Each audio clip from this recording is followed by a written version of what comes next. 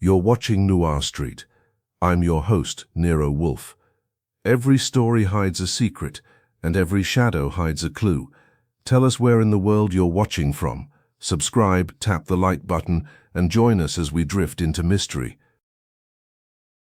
Chapter 1. Father-friendly borrowing on West 35th Street, where Nero Wolfe conducted his campaigns against disorder from a brownstone arranged to suit both his genius and his comfort. There are rules for nearly everything. Beer is brought at certain hours.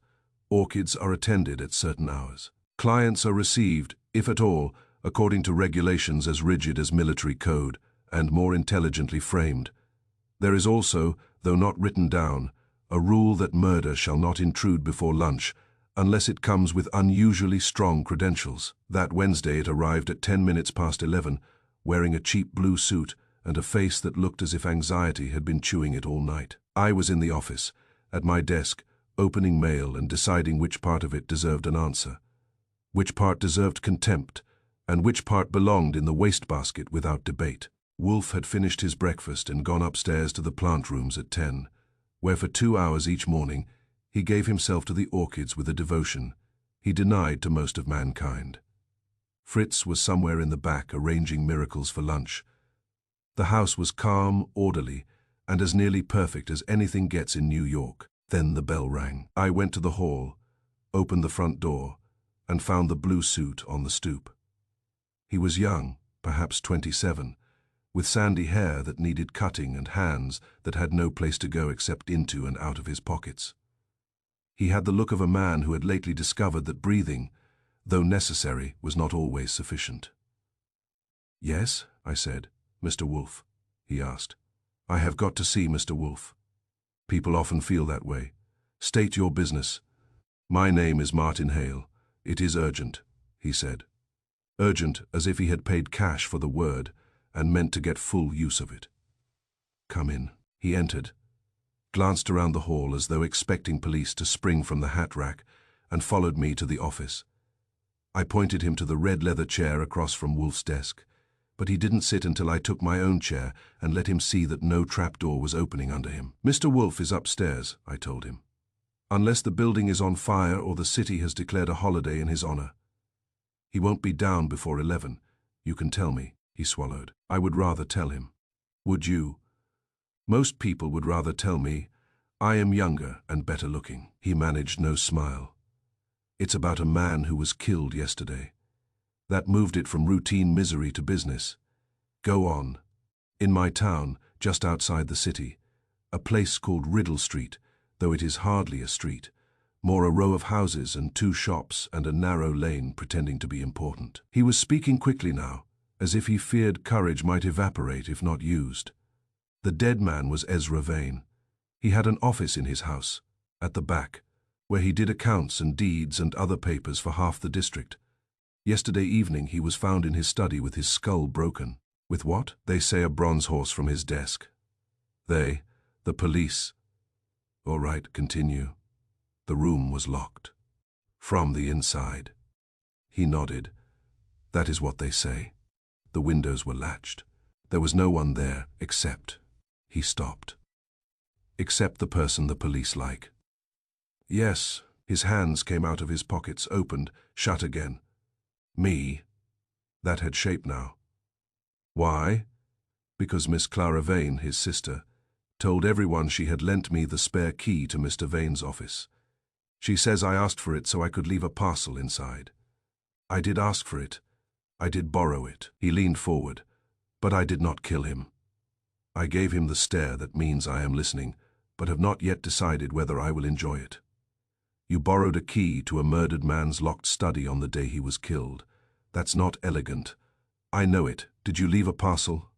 Yes. What parcel? A wrapped ledger from Hibbard's store. Mr. Vane had asked to see it. I keep books there part-time. Did you see Ezra Vane alive? Number Miss Vane said he was out, and I could put the parcel on his desk. You did? Yes. And then? I left. That is all. It rarely is all, but I let it pass. Why come to Nero Wolfe? He looked at me with an expression half desperate appeal, half honest bewilderment. Because by morning, Everyone had decided I was guilty. Not only the police, the town. I was poor. I was nervous. I had borrowed the key. It fitted too well. A thing that fits too well sometimes is wrong, isn't it? That was a better sentence than I expected from the blue suit. Sometimes, I conceded. And a man at the station, Sergeant Loomis, said if there was some clever explanation I had better find it quick. His mouth tightened. He meant to mock me, but I remembered reading about Mr. Wolfe, so I came. Do you have money? A little. Not enough for greatness. That depends on the rate. Wait. I looked at the clock. 6 minutes of orchid time remained. Wolfe would object to being brought down early for anything less than invasion, but a locked room murder with a ready-made victim pleased him as a chess problem. Pleases a man who likes to win without moving much. I pressed the button for the plant rooms. The house phone clicked, and Theodore's outraged whisper came thinly. Yes? Tell Wolfe a murder has arrived in a blue suit and wants justice before lunch. A pause, then Wolfe's voice, muffled by distance and annoyance. Foo, I bring him at 11. He is already here. Another pause, longer and colder. Then keep him there. The line went dead. Martin Hale watched me as if I had been translating divine signals. Will he see me? He will. Sit still and try not to look more guilty than necessary. Wolfe came down at 11 on the dot, filling the doorway with 1/6 of a ton of cultivated resistance. He moved to his desk, sat, shifted papers, 1/8 of an inch to restore moral order, and regarded Martin Hale with the yellow-brown eyes that had withered stronger men. This had better be good, he said. I made introductions. Hale started in at once, and to his credit he told it straight. He lived in Riddle Street, had worked odd bookkeeping jobs since his father died, and had from time to time done errands for Ezra Vane, who handled accounts, deeds, wills, and anything else that could be done with paper, ink, and an expression of chilly superiority. Ezra had enemies in the modest way a man can have enemies without ever achieving celebrity. He was exacting, private, and fond of being obeyed. He lived with his sister Clara, a woman in her early 40s whose tongue had acquired local fame. There was also a maid, of all work, Mrs. Kipp, deaf in one ear and suspicious in both. Yesterday, shortly after 4, Hale had gone to the Vane house carrying the ledger parcel. Ezra was out. Clara Vane met him at the door, said her brother had forgotten the appointment, and when Martin explained about the ledger, she handed him the spare key to the study entrance at the side of the hall. He used it, entered the study, put the parcel on Ezra's desk, and came out again.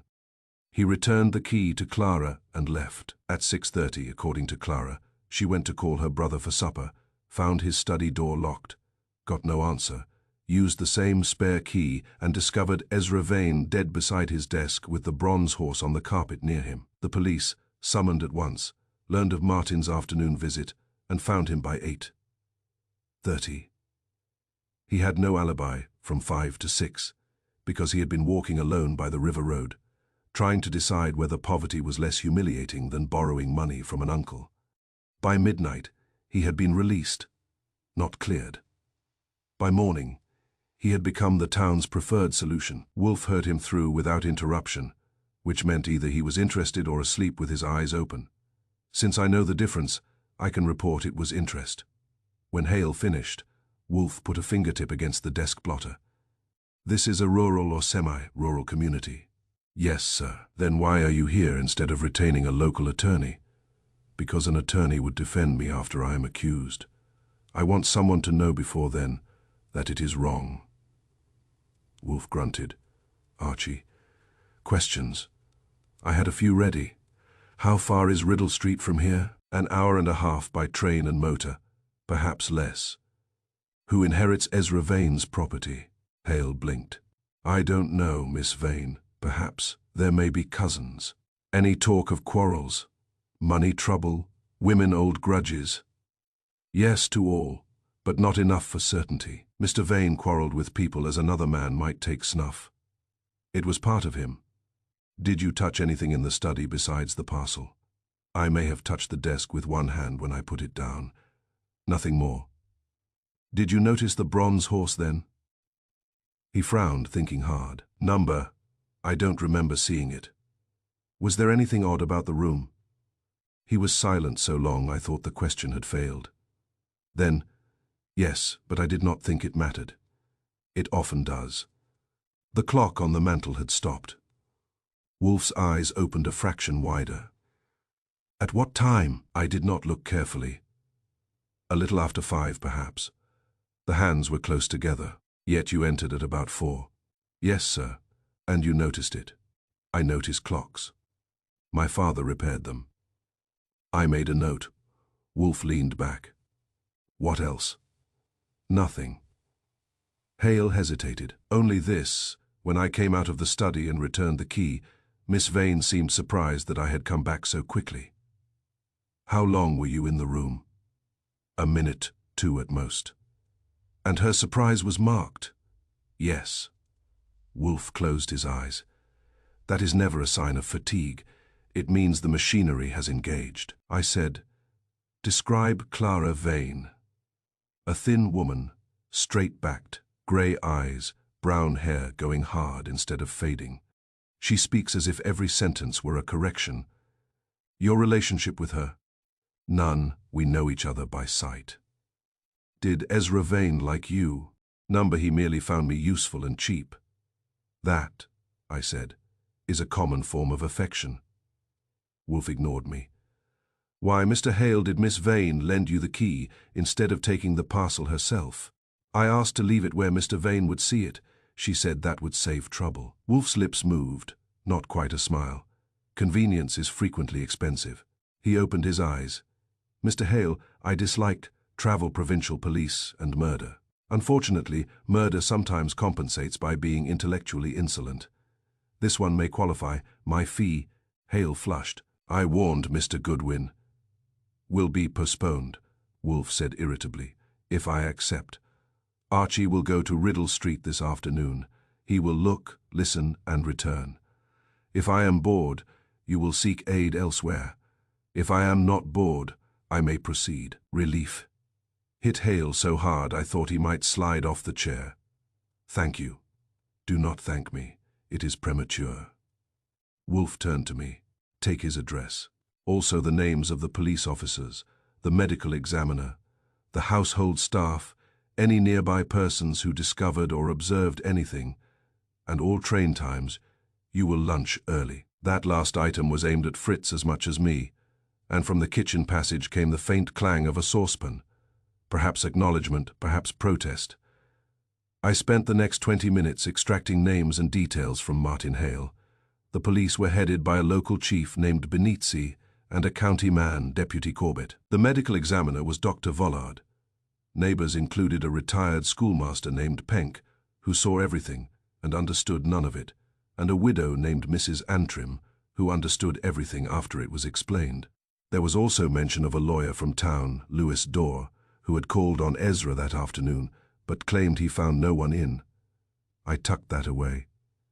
When Hale had gone, promising to be at his rooming house that evening if needed, Wolfe sat with his eyes half shut and his fingertips together. Well, I asked. Well, what? Am I bored? Number, you are expensive. That too. Anything to share before I go earn my train fare?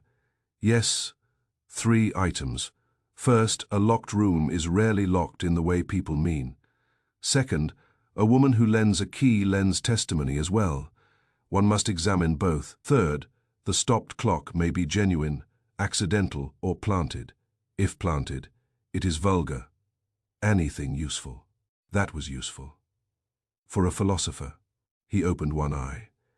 Archie, Mr. Hale, said Miss Vane was surprised at his prompt return. Why? She expected him to stay longer. Why? I considered it. Because she wanted him in the room at a certain time, because she hoped someone would see him there, because there was something in the room she thought would delay him. Wolfe grunted. Good. Go find out which. I went to lunch. Fritz, annoyed at the disruption, but loyal to standards, gave me cold sliced beef, potato salad, bread that had no right to be that good, and coffee that might have persuaded a bishop to lie. While I ate, I reviewed the bones of it. Ezra Vane dead in a locked study. Martin Hale in possession of the spare key. Sister Clara obligingly placing that key in his hand. A stopped clock. A witness surprised by speed. It had promise. By 1:15 I was on a train north with a notebook in my pocket, and Martin Hale's uneasiness for company. The city peeled away in layers of brick, warehouse, yard, and then the untidy fringe where people commute because they must and complain because they can. March had put a smear of damp grey over everything. The sky hung low, and the bare trees along the tracks looked as if they had given up on elegance until April. At the little station nearest Riddle Street, Hale met me with a second-hand motor car, whose engine coughed like an old clerk clearing its throat. Before bad news, he drove, talking little. I let him keep silent. Men under strain either need to talk or not. Forcing the wrong choice is amateur work. Riddle Street turned out to be exactly what he had said, a narrow row of respectable houses pretending to individuality, a grocer, a drugstore, and a lane that had once hoped to become a proper road and lost heart. Ezra Vane's house stood 2 doors in from the corner, brick, square, and self-important, with a brass plate by the front door that said Ezra Vane in letters too large for modesty. There, Hale said unnecessarily. A county policeman was posted inside the gate, but a business card with Nero Wolfe's name on it acted like a ceremonial weapon.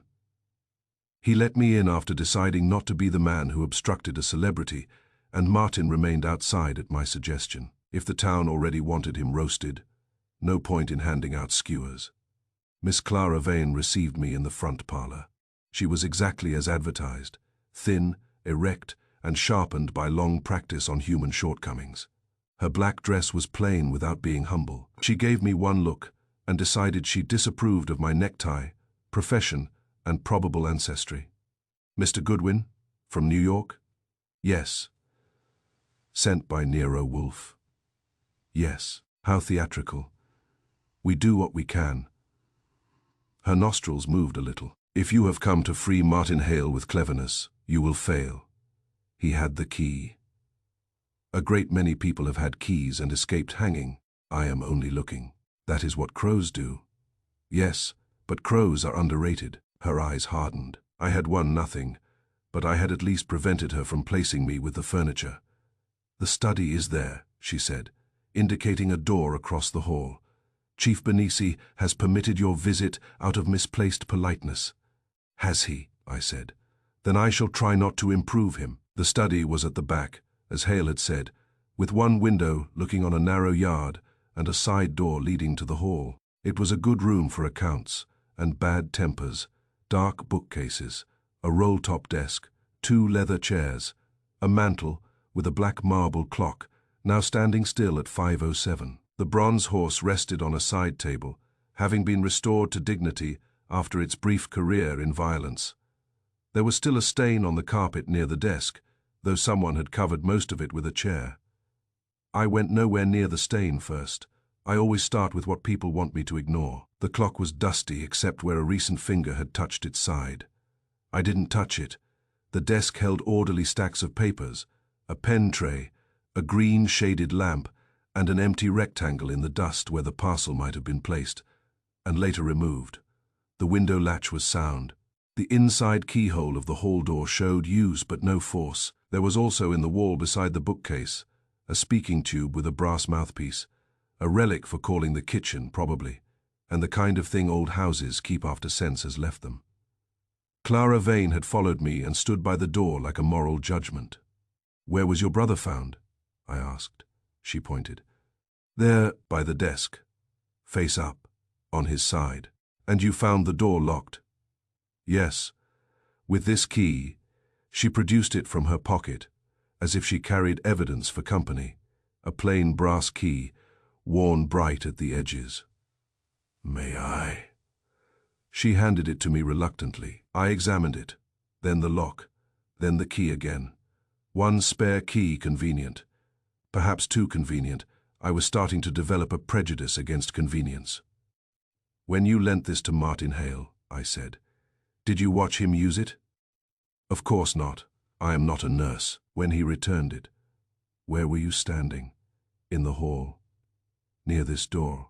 Yes. You told the police he was in the study around 4:15. About that. And your brother was alive then. She stared at me as if I had insulted grammar. I did not say I saw him alive then. I said he had been alive earlier. Earlier meaning when? At a little before 4, when he came in from the post office and went to his study. That was new. You saw him enter this room at 4? Yes. And afterward, number, and Mr. Dora the lawyer, he called. Her mouth tightened. Who told you that? People talk. He came near 4:30. My brother did not answer, so Mr. Dora left.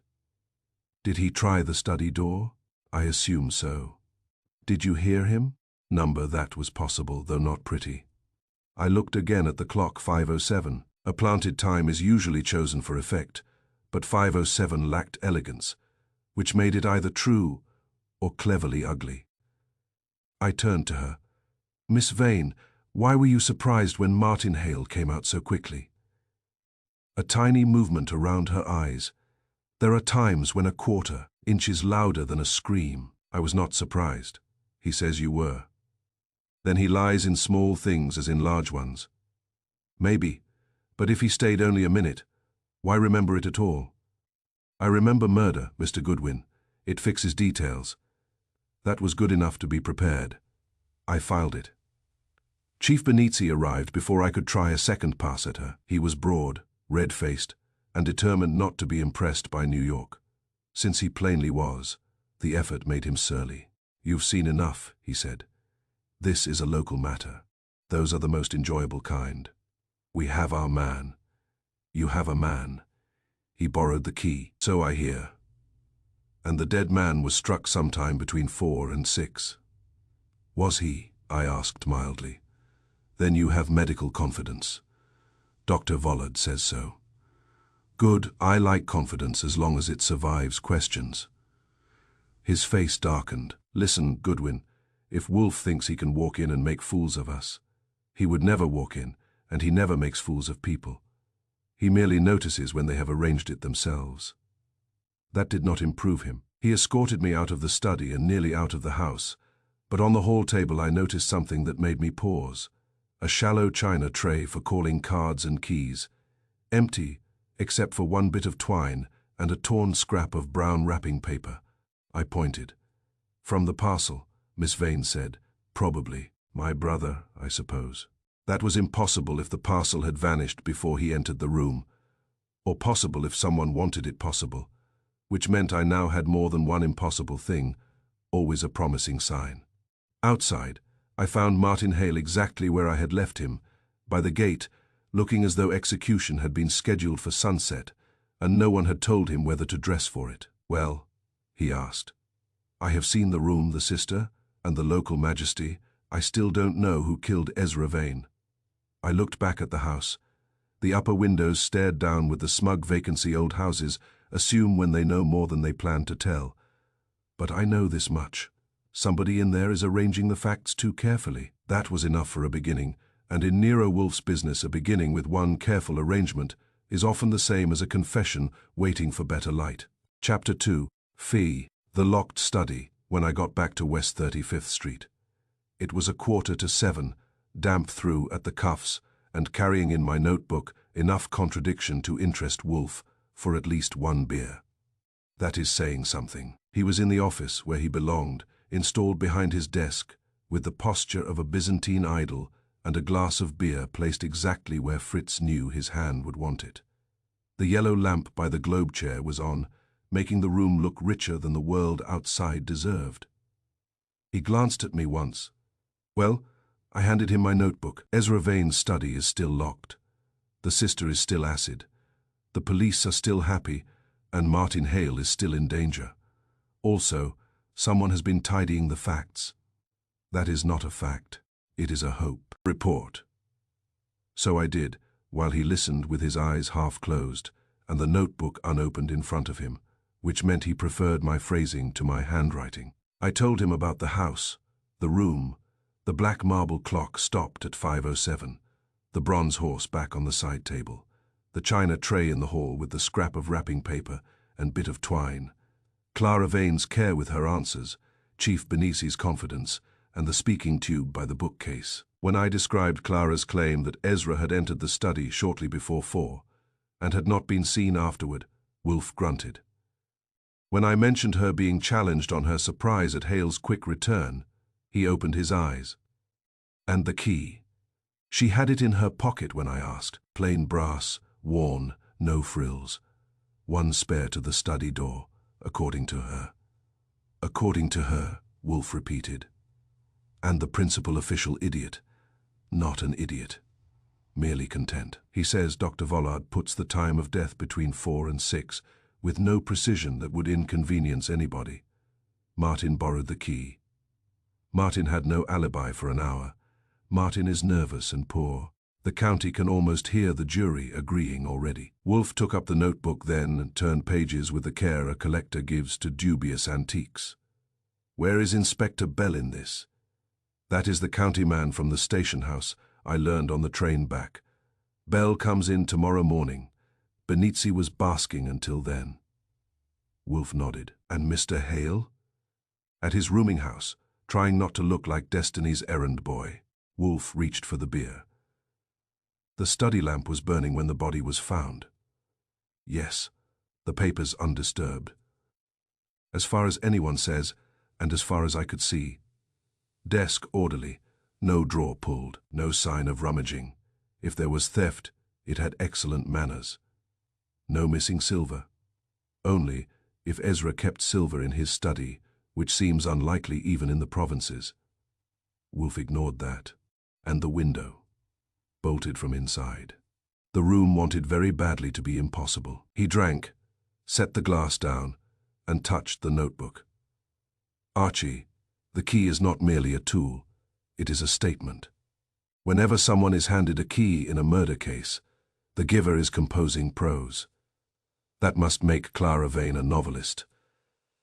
Do not be frivolous. A key trail leading neatly to one person is inherently indecent. I agree Bell likes his cases tied with string, and this one seems to have tied itself. String, Wolfe muttered, and his eyes moved to the notebook again. What kind of string? I blinked. Twine rather on the hall table, with the torn brown paper, probably from the ledger parcel Martin brought. Probably. He leaned back. But if Mr. Vane entered his study shortly before 4, as his sister says, and Mr. Hale placed the parcel on the desk, after that, why should remnants of the wrapping be on the hall table rather than in the study? Because Ezra opened it later and carried the mess out. Why? Because he liked neatness? Bapfoy. A man who does accounts, amid order, does not pause, after being bludgeoned to improve the hall. His eyes sharpened. Either the parcel was opened elsewhere, or someone moved its wrappings. In either event, Miss Vane's narrative acquires a limp. That pleased me. I had been nursing the same limp on the train home. There is more, she said. Dora, the lawyer, called at 4:30 and got no answer. If Ezra was in the study at 4, and Martin was there at 4:15, then by 4:30 either Ezra was dead, unconscious, absent, or refusing Dora. Did Dora leave a statement? Not to me, tomorrow. Wolfe shut the notebook. Good, you will return in the morning. See the doctor, Bell, Dor, the maid, and any neighboring eyes. If possible, inspect the lock, also the key ring. The key ring, yes. The user-supplied title for this chapter of our inquiry. His lip moved, a brass key ring. I looked at him. I mentioned a key, not a ring. He looked back. Yet you are thinking of one. That annoyed me because he was right. When Clara Vane had handed me the spare key, it had been on a small brass ring with another object missing from it. The split metal spread slightly, as if something had recently been removed. I had noticed, and not promoted it from nuisance to clue. I saw it, I admitted, a plain ring empty except for the study key. It looked as if another key had once been there. And I didn't ask. Wolfe made a sound deep in his throat, one of his private signals of disgust, reserved for my avoidable omissions. Then ask tomorrow. Gladly anything else while you are distributing merit. Yes, if Inspector Bell likes his cases tied with string, cut the string quietly. The bell rang. I went to the hall, expecting perhaps Saul Panzer or a messenger, and found instead a broad man with a square jaw, a hat too small for his head, and the expression of one who disapproved of cities on principle. He gave me a card. Inspector Alonzo Bell, County Investigations. I came down from Riddle Street, he said, to see Nero Wolfe. Did you? That was ambitious. It's police business. Then it is either dull or dangerous. Come in. He followed me to the office with the gait of a man who had recently conquered mud, and meant to mention it. Wolfe stayed seated, which is his version of receiving royalty. Inspector Bell, I said, Mr. Wolfe. Bell nodded once. I won't take much of your time. You already have, Wolfe told him. Bell took that badly, but had either discipline or a mission. A man named Martin Hale came to you. He did. He is under suspicion in a murder. I would advise you not to encourage him in false hopes. Wolfe's brows went up a millimeter. You came to offer advice? I came because I have seen trouble made by private detectives who fancy themselves brighter than evidence. Then you must often be disappointed by evidence. Bell's ears reddened. Mine nearly did from pleasure. The evidence is plain. Ezra Vane was killed in his locked study. Hale admits borrowing the spare key. He had opportunity, and no account of himself for the period that matters. Indeed. Wolfe's voice was flat enough to skate on. And motive? Bell shrugged. Debt, resentment, panic. Poor men are resourceful in motive. Poor policemen also. That nearly ended it, but Bell had not driven down to be sent back empty. There's more, he said. A key ring was found in Hale's room. That got my attention, and I saw Wolfe's eyes sharpen at last. What key ring? Brass. Small. Miss Vane says the spare study key was kept on such a ring until yesterday afternoon. Hale returned the key, she says, loose. Later this ring turns up in his room. I said, found where? In the washstand drawer. That was convenient, I observed. Bell swung his head at me. Convenient or not, it's there, Wolfe said. You have the ring. Bell took it from his pocket and put it on the desk blotter, a cheap brass split ring, bright on one side, dull on the other. Wolfe looked at it longer than Bell liked. No blood, Wolfe murmured. Bell frowned. Why would there be blood? If it had been torn from a key in violence, there is none. Therefore it was removed calmly, at some other time. He lifted his eyes. Inspector, this object does not strengthen your case. It fattens it, which is different and usually fatal. Bell stared, not because he understood, but because he knew he had been contradicted by a specialist. Miss Vane identified it. Miss Vane appears eager to identify many things. Bell put out a hand for the ring. Wolfe covered it with one finger. Archie, he said, look. I looked. On the brass, there was a faint nick near the split, and beside it a smear of darker polish, as if from long friction against another key, larger than the one Clara had shown me. Not one key, but two had lived there for some time. Wolfe removed his finger. Take it, Inspector. Guard it tenderly. It may yet be useful against your theory. Bell pocketed it with the air of a man who feared it might become sarcastic in his hand. You are making a mistake. No doubt. I make several daily.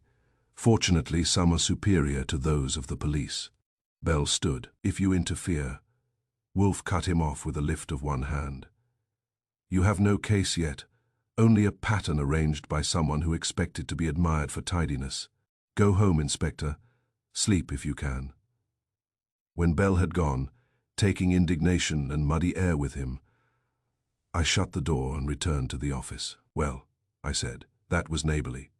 Wolfe's eyes were on the hall. No, Archie, that was fear. He has been handed a locked room, a borrowed key, a nervous young man, and now a brass ring in a washstand drawer.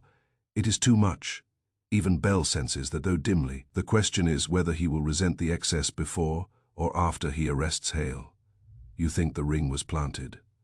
Obviously, the interesting point is not that it was planted, but when it was removed from the key, and by whom Miss Clara Vane says Hale returned the key loose. If true, she noted the absence at once. If false, she has just manufactured a memory to accompany a prop. And your wager?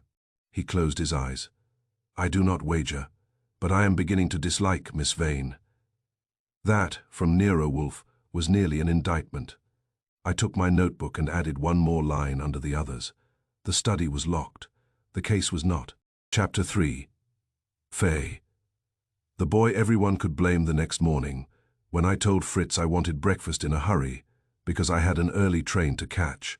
He looked at me as if I had proposed arson in the dining room. At Nero Wolfe's house, meals are not rushed. They occur. Still, he produced eggs, sausages, toast and coffee with only a moderate amount of silent reproach. And by 8:30 I was on my way back to Riddle Street with Inspector Bell's brass ring and Clara Vane's eager memory taking turns in my mind. There are faces that inspire confidence, faces that challenge it, and faces that get a man blamed before he opens his mouth. Martin Hale had one of the last kind. It wasn't that there was anything villainous about him. He looked too worried to be villainous. But he had the unfortunate gift of appearing guilty of whatever had most recently gone wrong in his neighborhood. If a window were broken, you would first ask Martin whether he had seen who did it.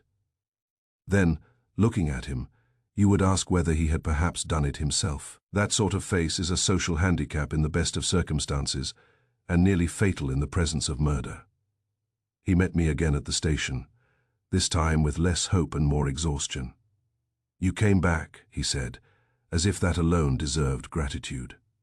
I had a return ticket in principle. Drive. He drove toward Riddle Street through a wet grey morning that made the town look like a pencil sketch someone had smudged with a thumb. On the way I asked him questions without warning him, which is often the best way. You quarreled with Ezra Vane about wages. His hands tightened on the wheel. Who told you? Nobody. It was waiting to be told. He let out a breath. Last month, he had hired me to sort account books from a property sale and said he would pay me on Saturday. Excellent, I said. Always useful, after a murder. I know. Annian hear it. His sister and Mrs. Kipp, probably sound travels in that house. There it was.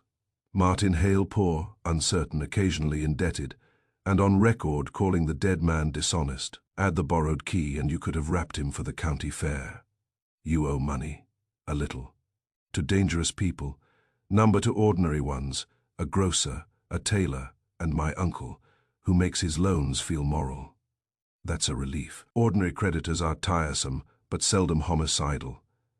He cut me a glance that nearly wanted to be a smile and then failed from fatigue.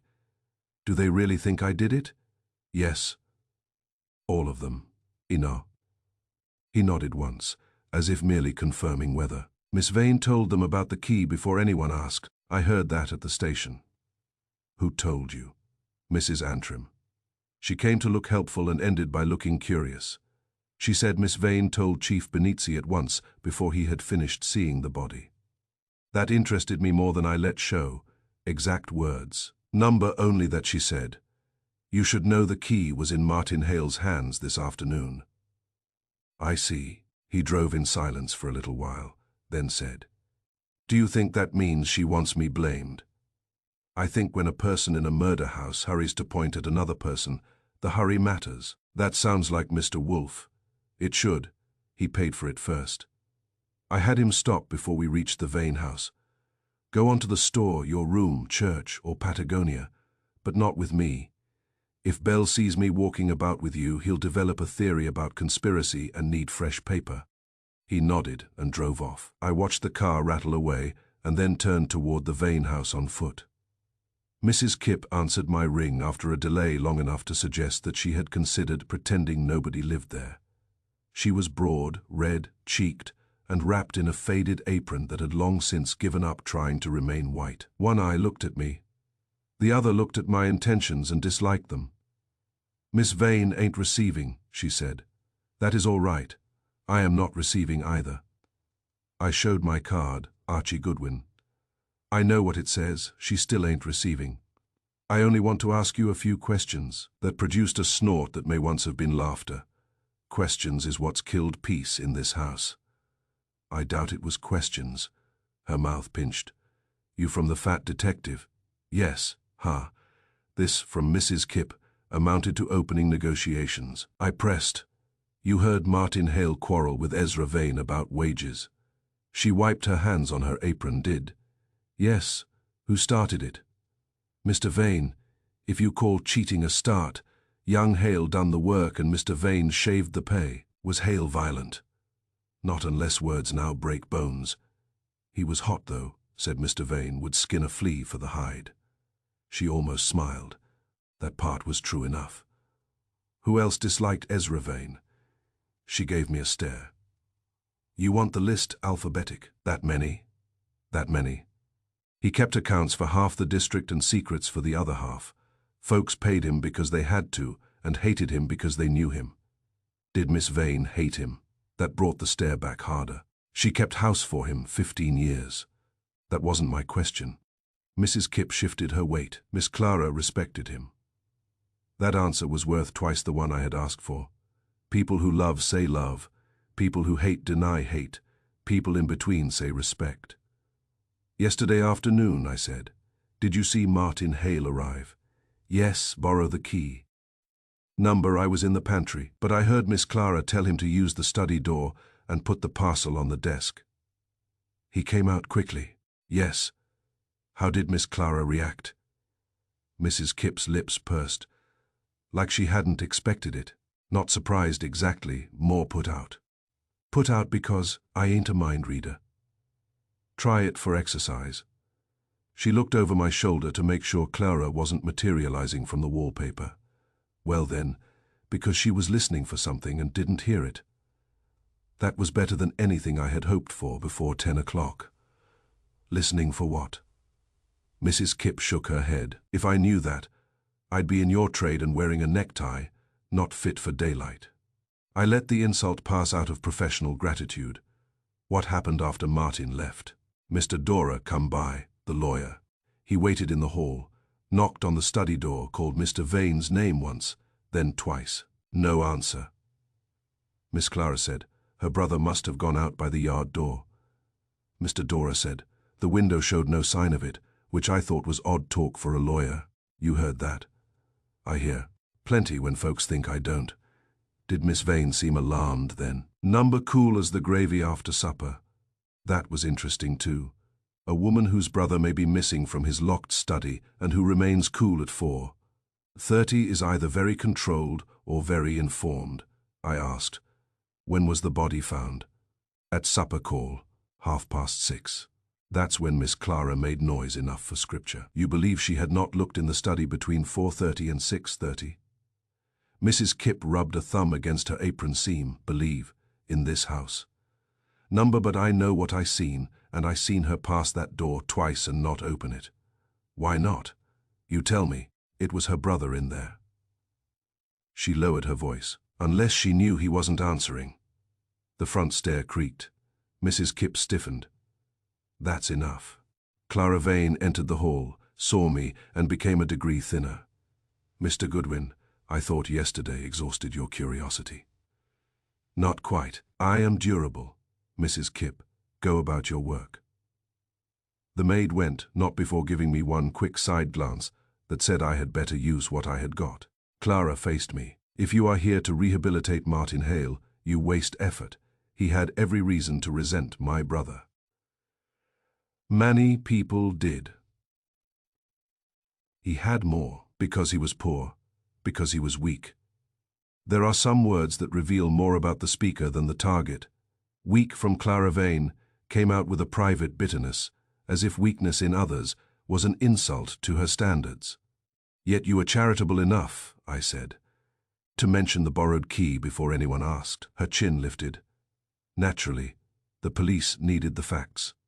That promptly. I saw no advantage in delay, nor in letting them discover it for themselves. You are impertinent. That has been mentioned. Miss Vane, a person eager to be useful in a murder inquiry, is sometimes only eager to choose the direction in which everyone should look. Her eyes flashed. Are you accusing me? Number, I am admiring your efficiency. She took one step nearer. Martin Hale quarreled with my brother, took the key, entered the room, and lied about his nerves. If the truth harms him, that is not my doing. Maybe not. Who told Inspector Bell about the missing brass key ring? She stared. That was answer enough, but I waited. At once. I added, or after it turned up conveniently in Martin Hale's washstand drawer. Color touched her cheekbones and vanished. I don't know what you mean. Then Bell is ahead of you. A man's voice came from the front door. And you are behind me, Goodwin. Inspector Bell entered with the heavy triumph of someone who has found fresh string for his package. He carried his hat in one hand and official certainty in the other. Clara turned to him with visible relief, which made me mark them side by side in my mind, whether they liked it or not. Bell said, Hale's room has been searched again. We found one of Ezra Vane's account sheets there, folded in a coat pocket. I looked at him. Did you indeed? Yes. What account sheet? A tenancy record. Vane's initials on it. No reason for Hale to have it. Except that someone put it there. Bell's jaw hardened. You're getting tiresome. That's because your evidence keeps arriving in installments like bad theatre, Clara said sharply. Inspector, surely this proves. Bell cut her off, which was the first sensible thing he had done in my presence. It proves we are progressing. He looked at me. Hale is coming in at noon. For questioning, for arrest. He turned and went back out, leaving mud on the mat and the word arrest hanging in the hall like damp laundry. Clara Vane drew a breath that sounded almost like satisfaction before she disguised it as distress. That was enough for me. Wolfe had murmured the night before that her helpfulness was charitable in a very uncommon kind. And now the uncommon charity was ripening like fruit left too long in a locked pantry. I tipped my hat. Miss Vane, thank you. You have been extremely useful. She did not like the way I said it. Good. I left her there in the hall, upright and correct, and certain that she had merely assisted truth, while I went in search of the lawyer Dora and the Dr. Vollard. With one thought growing steadily more agreeable, Martin Hale had become the boy everyone could blame, which usually means someone older and cleverer has been laying the table for him all along. Chapter 4. Faye. The sister in mourning, when a woman has had 20 years of managing a household, a brother, and her own opinion of the world. She does not collapse into grief. She arranges it. Clara Vane had arranged hers with the same economy she probably used on linen closets and unwelcome callers. By the time I saw her again that afternoon, after my interview with Inspector Bell and a discouragingly pompous 10 minutes with Dr. Vollard, she was in black silk instead of black serge, had a handkerchief placed exactly where it could be used without disordering anything, and looked like a memorial service illustrated in a high-class magazine. That doesn't mean she wasn't grieving.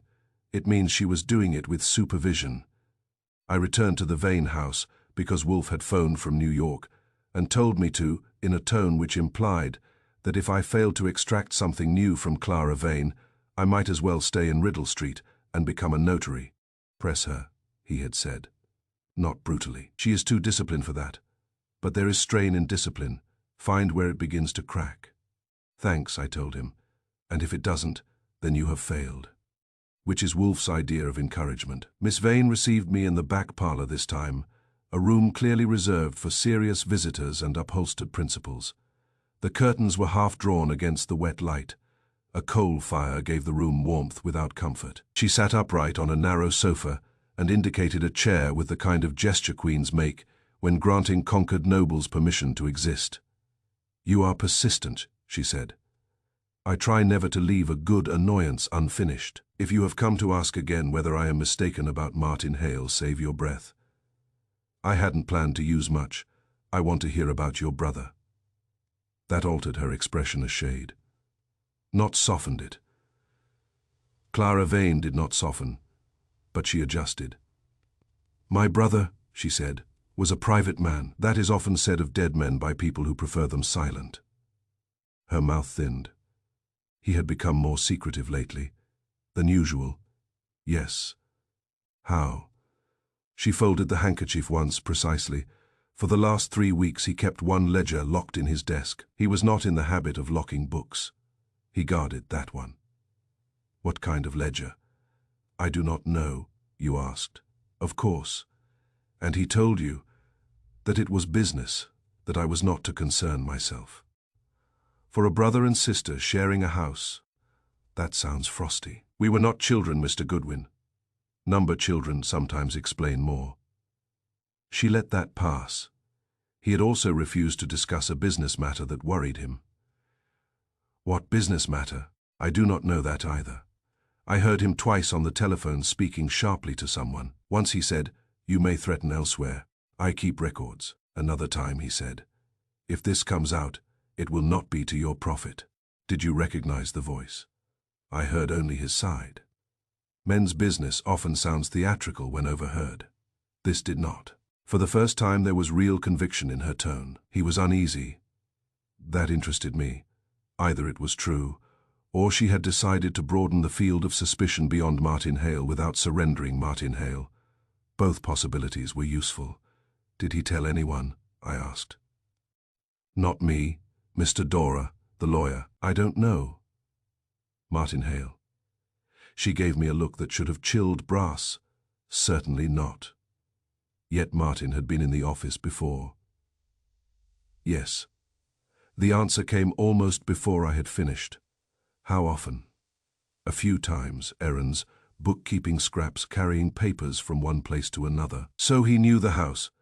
Well enough. The study. Yes. The side door, the hall, the yard entrance. Yes. And might have returned unseen. She met my eyes squarely. Certainly. That was too smooth. Not merely prompt but polished. As if the sentence had been living in her pocket waiting for daylight. I leaned back and let a little silence sit between us. Silence is useful when someone has spoken too well. Finally, I said, if you distrusted Martin Hale enough to think he might return unseen and kill your brother, why did you lend him the key at all? She answered at once. Because he seemed harmless then. There it was, quick, ready, and finished with a little click, like a drawer shutting. A sentence prepared in advance, trimmed of splinters and waiting to be used. I kept my face blank.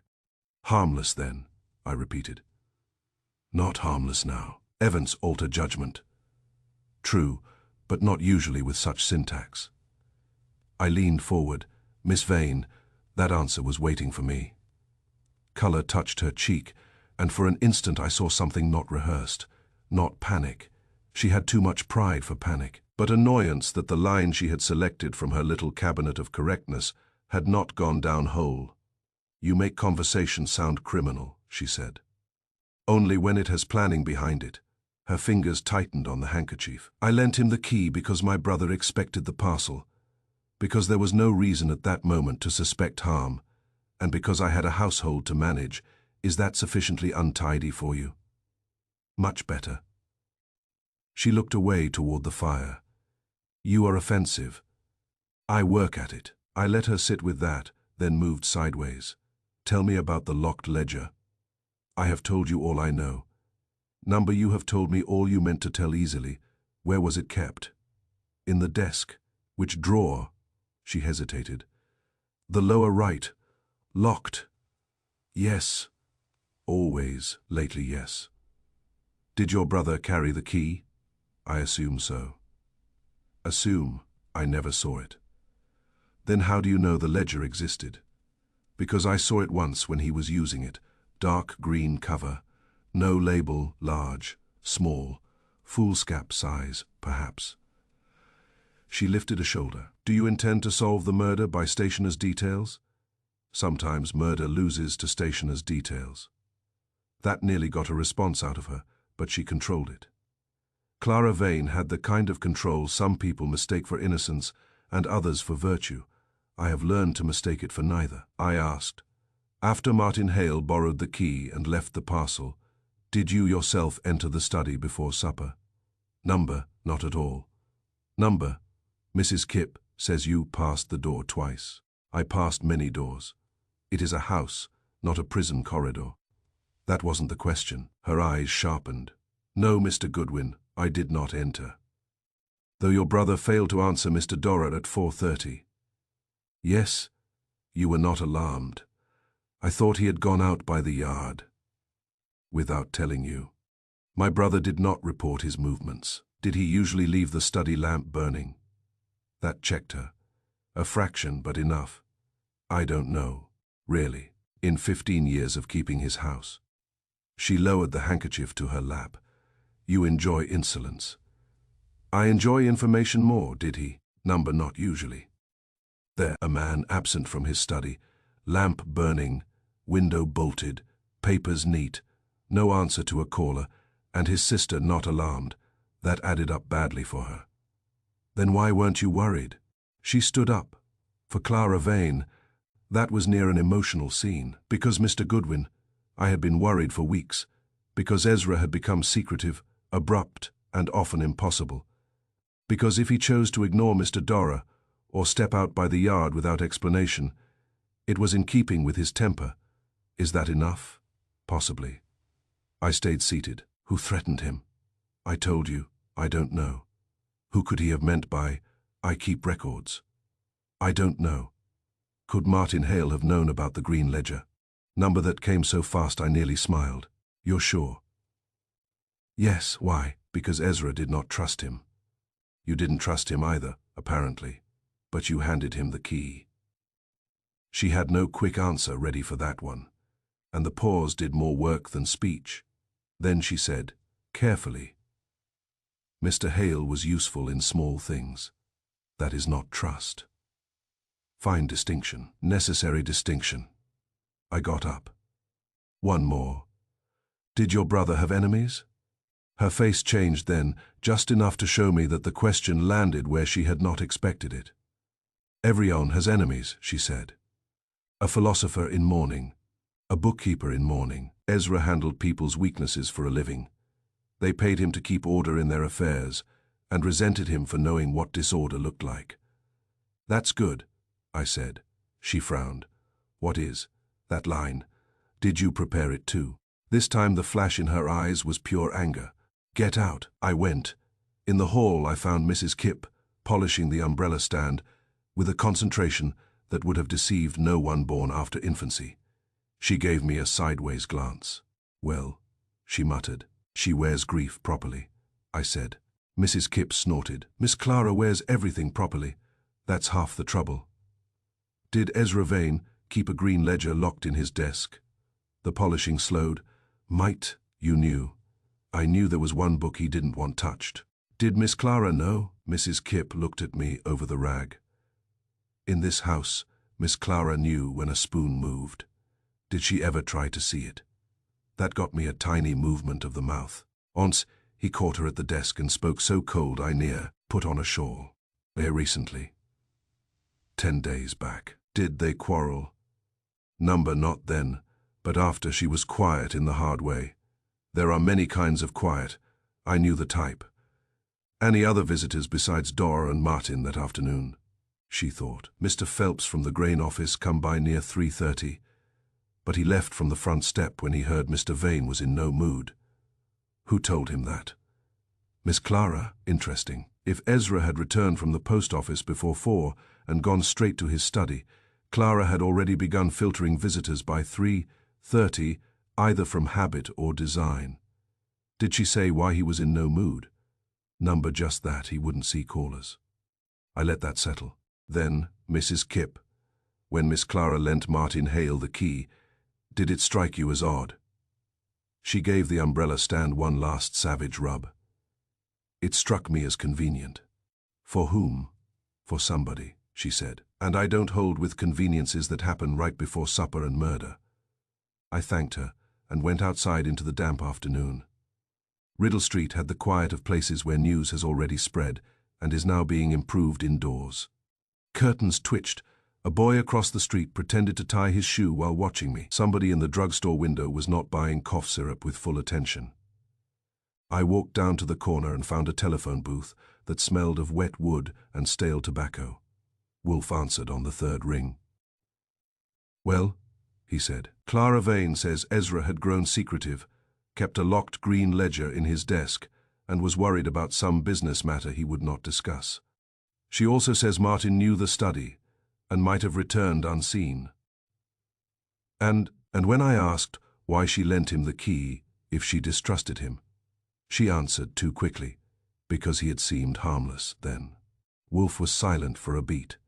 Then, "Prepared. Yes, polished, ready, and folded small. Good. People who prepare innocence usually require guilt. That's catchy. Want it embroidered. Number, what about the ledger?" Mrs. Kipp confirms it existed and says, "Clara once tried to get at it." Ah, that sounded pleased. I am. A mourning sister with a prepared phrase, an appetite for a locked ledger, and an eagerness to point outward. Proceed. To what? To the doctor again, if he can be bullied into precision, to Dorr, the lawyer, and to the desk lock if Bell has not already worshipped it into uselessness. You think Clara wanted the ledger? I think she wanted something. Find whether it was paper, money, or liberty. The line clicked dead. I left the booth and stood a moment under the low sky, looking back toward the Vane house. Clara Vane had worn grief properly. Yes, but she had worn other things properly too. Suspicion, helpfulness, self-command. Only the little sentence in her pocket, because Martin had seemed harmless then, had shown a crease. And in Nero Wolfe's trade, a crease in a prepared answer is often where the whole garment starts to tear. Chapter 5. Faye. The ledger without a lock. Nero Wolfe hates travel with a moral firmness that would have served a saint if it had been directed at sin instead of locomotion. He will leave the brownstone for reasons of life, death, or gastronomy in that order, and even then only under protest. So when, at 11:15 the next morning, he announced that we were going to Riddle Street together, I looked up from my desk to make sure he had not suffered a blow to the head. "You?" I said. "Yes, imbecile. Me." He glared at the hat I was holding. "If Mr. Bell and his companions continue pawing at this matter, essential detail will be destroyed by civic diligence. I prefer to inspect it before they improve it further. Shall I notify the mayor? Notify Fritz that lunch will be delayed and that I am already bitter." By 1:30 we were in a hired car headed north, with Wolfe bulked beside me like an offended monument, his lips compressed against the indignity of motion. He endured the trip by closing his eyes, opening them only when a bad turn in the road implied personal insult. When we reached Riddle Street, he looked out once at the damp houses and said, "Pefu," which in Wolfe's language covers architecture, weather, social ambition, and municipal planning. Inspector Bell met us at the Vane house, and if he had been forced to invite the Pope to witness his arrest, he could not have looked less pleased. But Wolfe's name still had weight, even where intelligence did not. Bell held the door open as though it pained him physically. "You may look," he said, "but nothing is to be disturbed." Wolfe turned his head and regarded Bell in a manner usually reserved for insects found in butter. "Sir, when I disturb things, they stay disturbed." I nearly enjoyed Bell's expression enough to forget the weather. Clara Vane received Wolfe with the same rigid correctness she had given me, plus an extra degree of moral caution, appropriate to larger prey. She was in black again, with grief now settled into routine. Wolfe bowed from the neck. "No more. Miss Vane, I regret the circumstances." "Thank you, Mr. Wolfe." He glanced around the hall. "No doubt, Archie, the study." We went in, Bell followed. Clara remained in the doorway, as if unwilling to trust either Wolfe or the room unattended. The study looked as before: dark shelves, neat desk, lamp, bolted window, and the black marble mantel clock still standing mutely at 5:07. The bronze horse had been removed again for official reasons, which improved the taste if not the evidence. Wolfe crossed to the desk and stood looking down at it, his eyes moving over the drawers, keyholes, blotter, and grain of wood with a concentration that always reminds me of a cat considering whether a hole deserves patience. He did not touch anything for nearly a minute. Then he said, Who has opened these drawers since Mr. Vane's death? Bell answered. I have. The doctor, Chief Benizzi. We made an inventory. Of course you did. Wolfe bent closer to the right hand pedestal. Archie. I joined him. The lower right drawer showed a small brass lock plate, polished by use. Around it, the wood was unmarred, but the screws were brighter than the plate, with edges sharper and less dulled than the others on the desk. Below the escutcheon, near the line of the drawer front, were two shallow scratches almost parallel, no longer than a fingernail. New screws, I said. Yes, Bell snorted. So, Wolfe straightened a little. So the lock has been replaced recently. Bell folded his arms. That proves nothing. It proves replacement, Wolfe said. You may proceed from there as your talents permit. I took out my notebook. The scratches, not from forcing, Wolfe said. Too slight and too controlled. Someone opened the drawer patiently, probably with thin metal, after which the lock was changed to conceal the entry. Bell said. Or Ezra Vane had the lock repaired. Wolfe turned. Then the screws on the neighboring drawer should show equal freshness if the desk had been generally serviced. They do not, and Miss Vane. Clara stiffened. What? Did your brother mention replacing the lock? Number, did he often have furniture repaired without informing the household? Number, Wolfe grunted and lowered himself into the desk chair, an act which by itself altered the room's center of gravity. He opened the drawer. Inside were loose papers, 2 ruled notebooks, envelopes, and at the back a dark green ledger of foolscap size with no label. The book, I said. Bell moved half a step. We've seen that. I am sure, Wolfe said. Yet you have not understood it. He lifted the ledger out and laid it on the blotter. His thick fingers turned pages with surprising delicacy. Columns of figures ran in a tidy hand. Dates, initials, amounts, destinations, balances. Not flashy enough for crime fiction, but to Wolfe a set of figures is often more eloquent than a confession. I leaned over. Shipping accounts. Yes, Mr. Vane managed a small freight and forwarding office, in addition to his local papers. Convenient, modest, vulnerable, Bell said. There's nothing there but routine transactions. Wolfe ignored him and turned several more pages. Then he stopped. His eyes narrowed. Archie. Look at the withdrawals marked as handling adjustments. I looked. Every few pages there was a small debit. $17, $22, $14.30, one never large, never repeated in exact pattern, always entered under one or another minor account. Each alone was the kind of amount no busy man wakes in the night over. Together, across months, they formed a different sentence. Wolfe tapped a line. Quietly, a parasite with bookkeeping manners. Bell frowned. That could be error. Repeated, error distributed cunningly over several months. Number theft. Wolfe turned more pages. And here, corrections in a darker ink. Mr. Vane had begun checking the entries. He was tracing the leakage. That changed the air in the room. Even Bell felt it, though he tried not to, Clara said sharply. Are you certain? Wolfe lifted his eyes to her. No, madam. I am never certain until I have been bored by all alternatives. But I am near it. He put one broad finger on a column. These small sums are arranged to sleep unnoticed. Yet to the thief, they are not small at all. Over time they become substantial. A man stealing in teaspoons may end by drowning in them. I said, if Ezra uncovered it, motive improves. Massively, Wolfe said. Murder, then, does not spring from sudden passion. It has cultivation. It is watered carefully like a poisonous plant. A charming question, Wolfe said. What indeed does Mr. Hale work in the shipping office? Number, has he access to these books? Number, can he profit from tiny adjustments over months? Bell's mouth flattened. Not likely. Then perhaps, Wolfe said, you should stop hugging him as if he were a solved problem. Bell flushed darkly. A man can kill for one reason while another man steals for a different one. Yes, and a cow may compose madrigals. We are speaking of likelihood. Clara had gone very still, not the stillness of innocence hearing complexity, but the stillness of someone watching a floorboard creak under a hidden weight. Wolfe resumed turning pages. There were check marks in Ezra Vane's hand besides several of the suspicious entries. At the last such mark, on a transaction dated 3 days before the murder, Ezra had written in the margin only one word: "Verify. Has the shipping office been searched?" Wolfe asked Bell.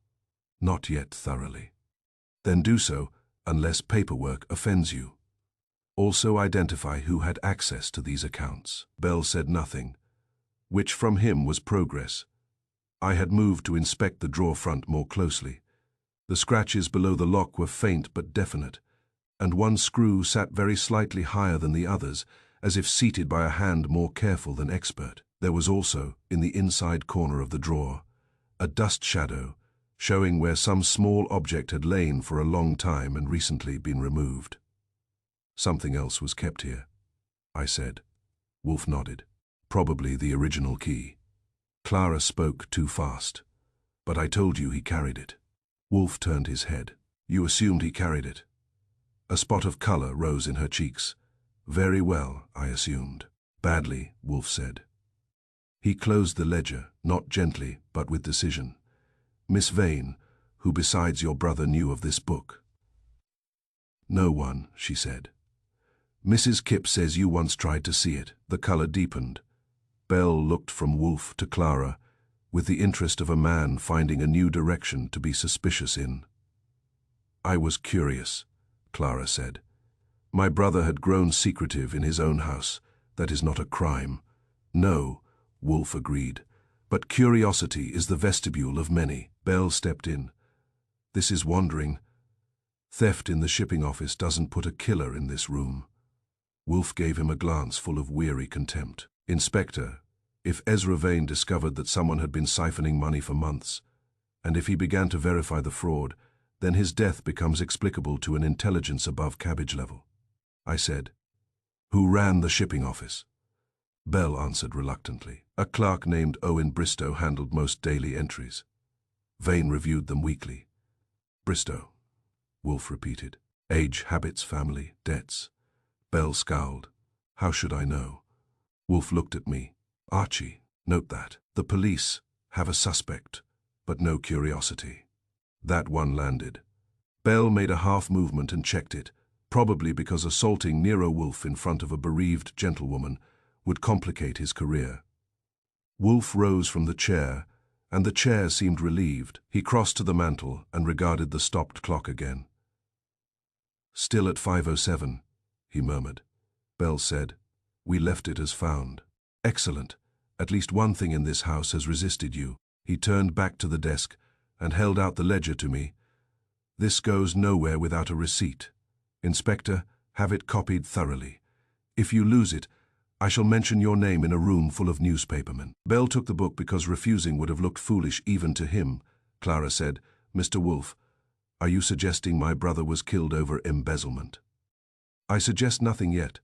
I observe that the dead are sometimes less obedient than the living, and ledgers less obedient than either. Your brother kept this hidden, verified entries, and then died. The sequence deserves respect."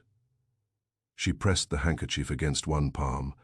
"If this concerns the shipping office, then Martin Hale may still be innocent," Wolfe said. "Yes, try to bear it." That nearly cracked her. Not openly. Clara Vane had too much pride to flare before witnesses. But I saw the tiny tightening at the corners of her mouth. Wolfe saw it too. We left the study and went to the front room, where Bell could mutter privately into a county telephone about Owen Bristow and the shipping office. Wolfe lowered himself into a chair with the relief of a transported emperor and accepted a glass of water from Mrs. Kipp, who looked at him as if he might, with encouragement, turn the house upside down and shake out proper answers. When Bell had gone to the hall, Wolfe said quietly to Clara, "Madam, when did you first know your brother suspected theft?" She stared. "I did not know. You are intelligent and resentful, a dangerous combination in a household.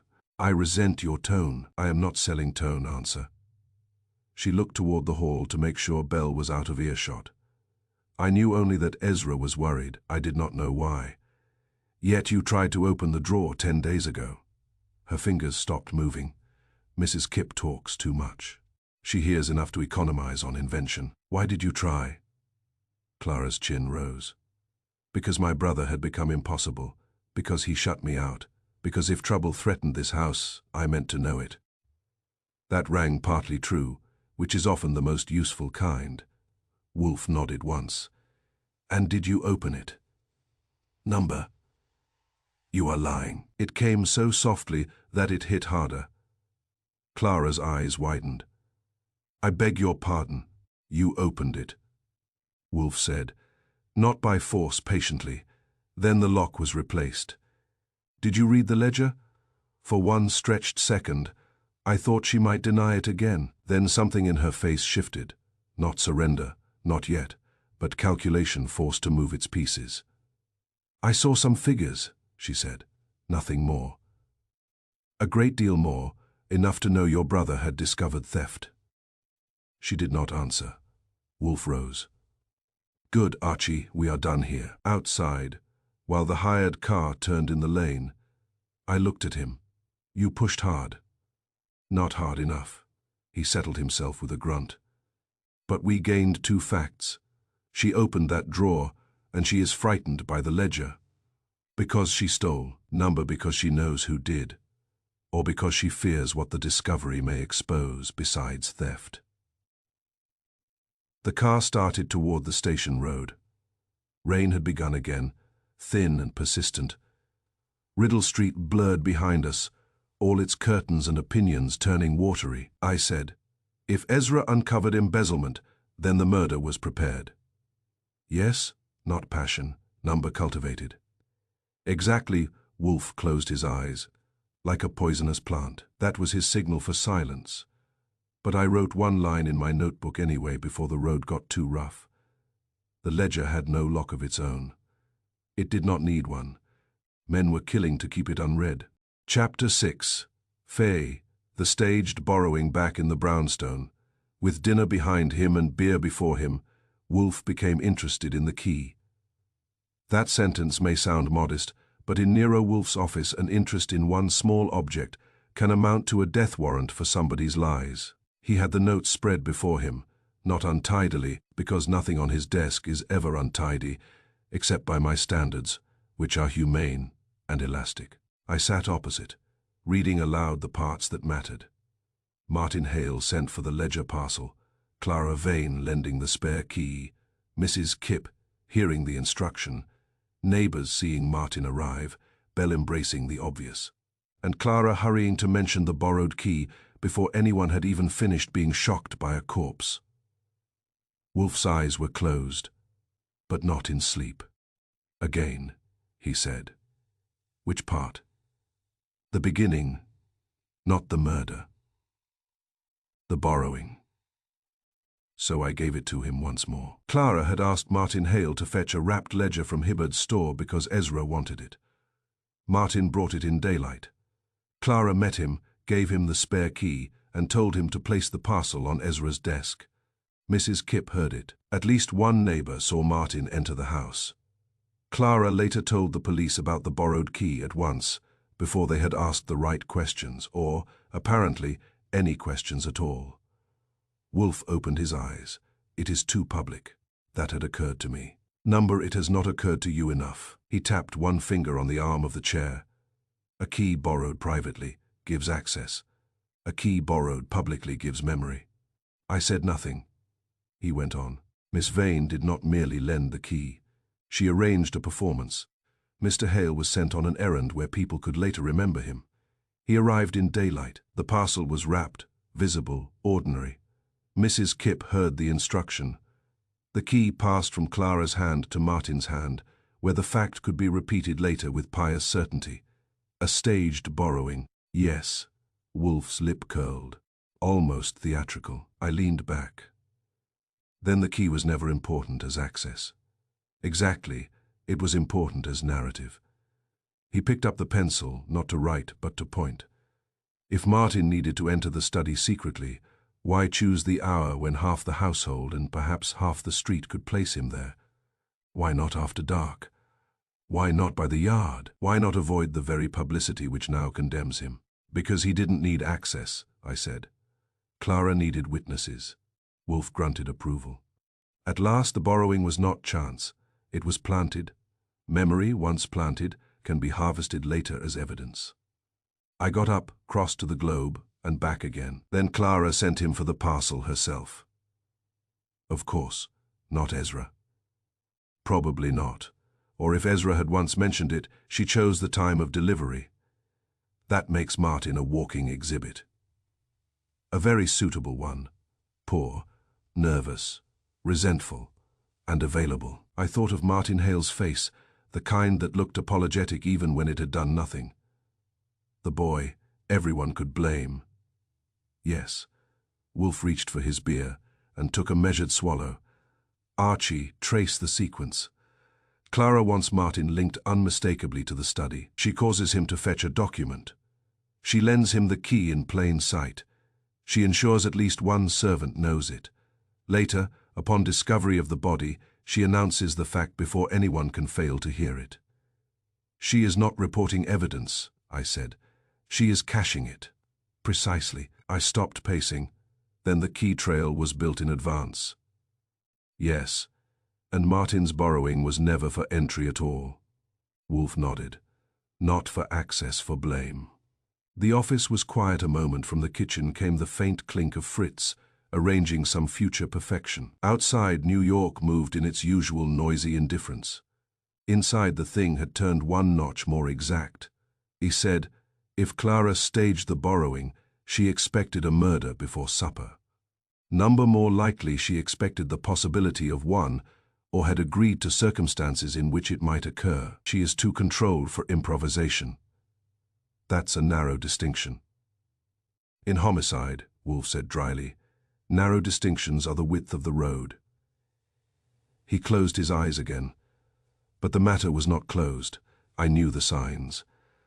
The key had finished being a convenience and become a design, and when Nero Wolfe begins to suspect that an innocent man borrowed not a key but a role, someone else's part in the play is usually very near its last act. Chapter 7. Faye, the man in the back passage. There are times in an investigation when all the facts look respectable and all the people do not. By then we had a murdered man, a borrowed key, a sister who kept supplying the police with useful direction, and a green ledger that had turned from bookkeeping into motive. What we still lacked was the simple, vulgar necessity of murder. A body can't kill itself, however obliging the evidence may try to be.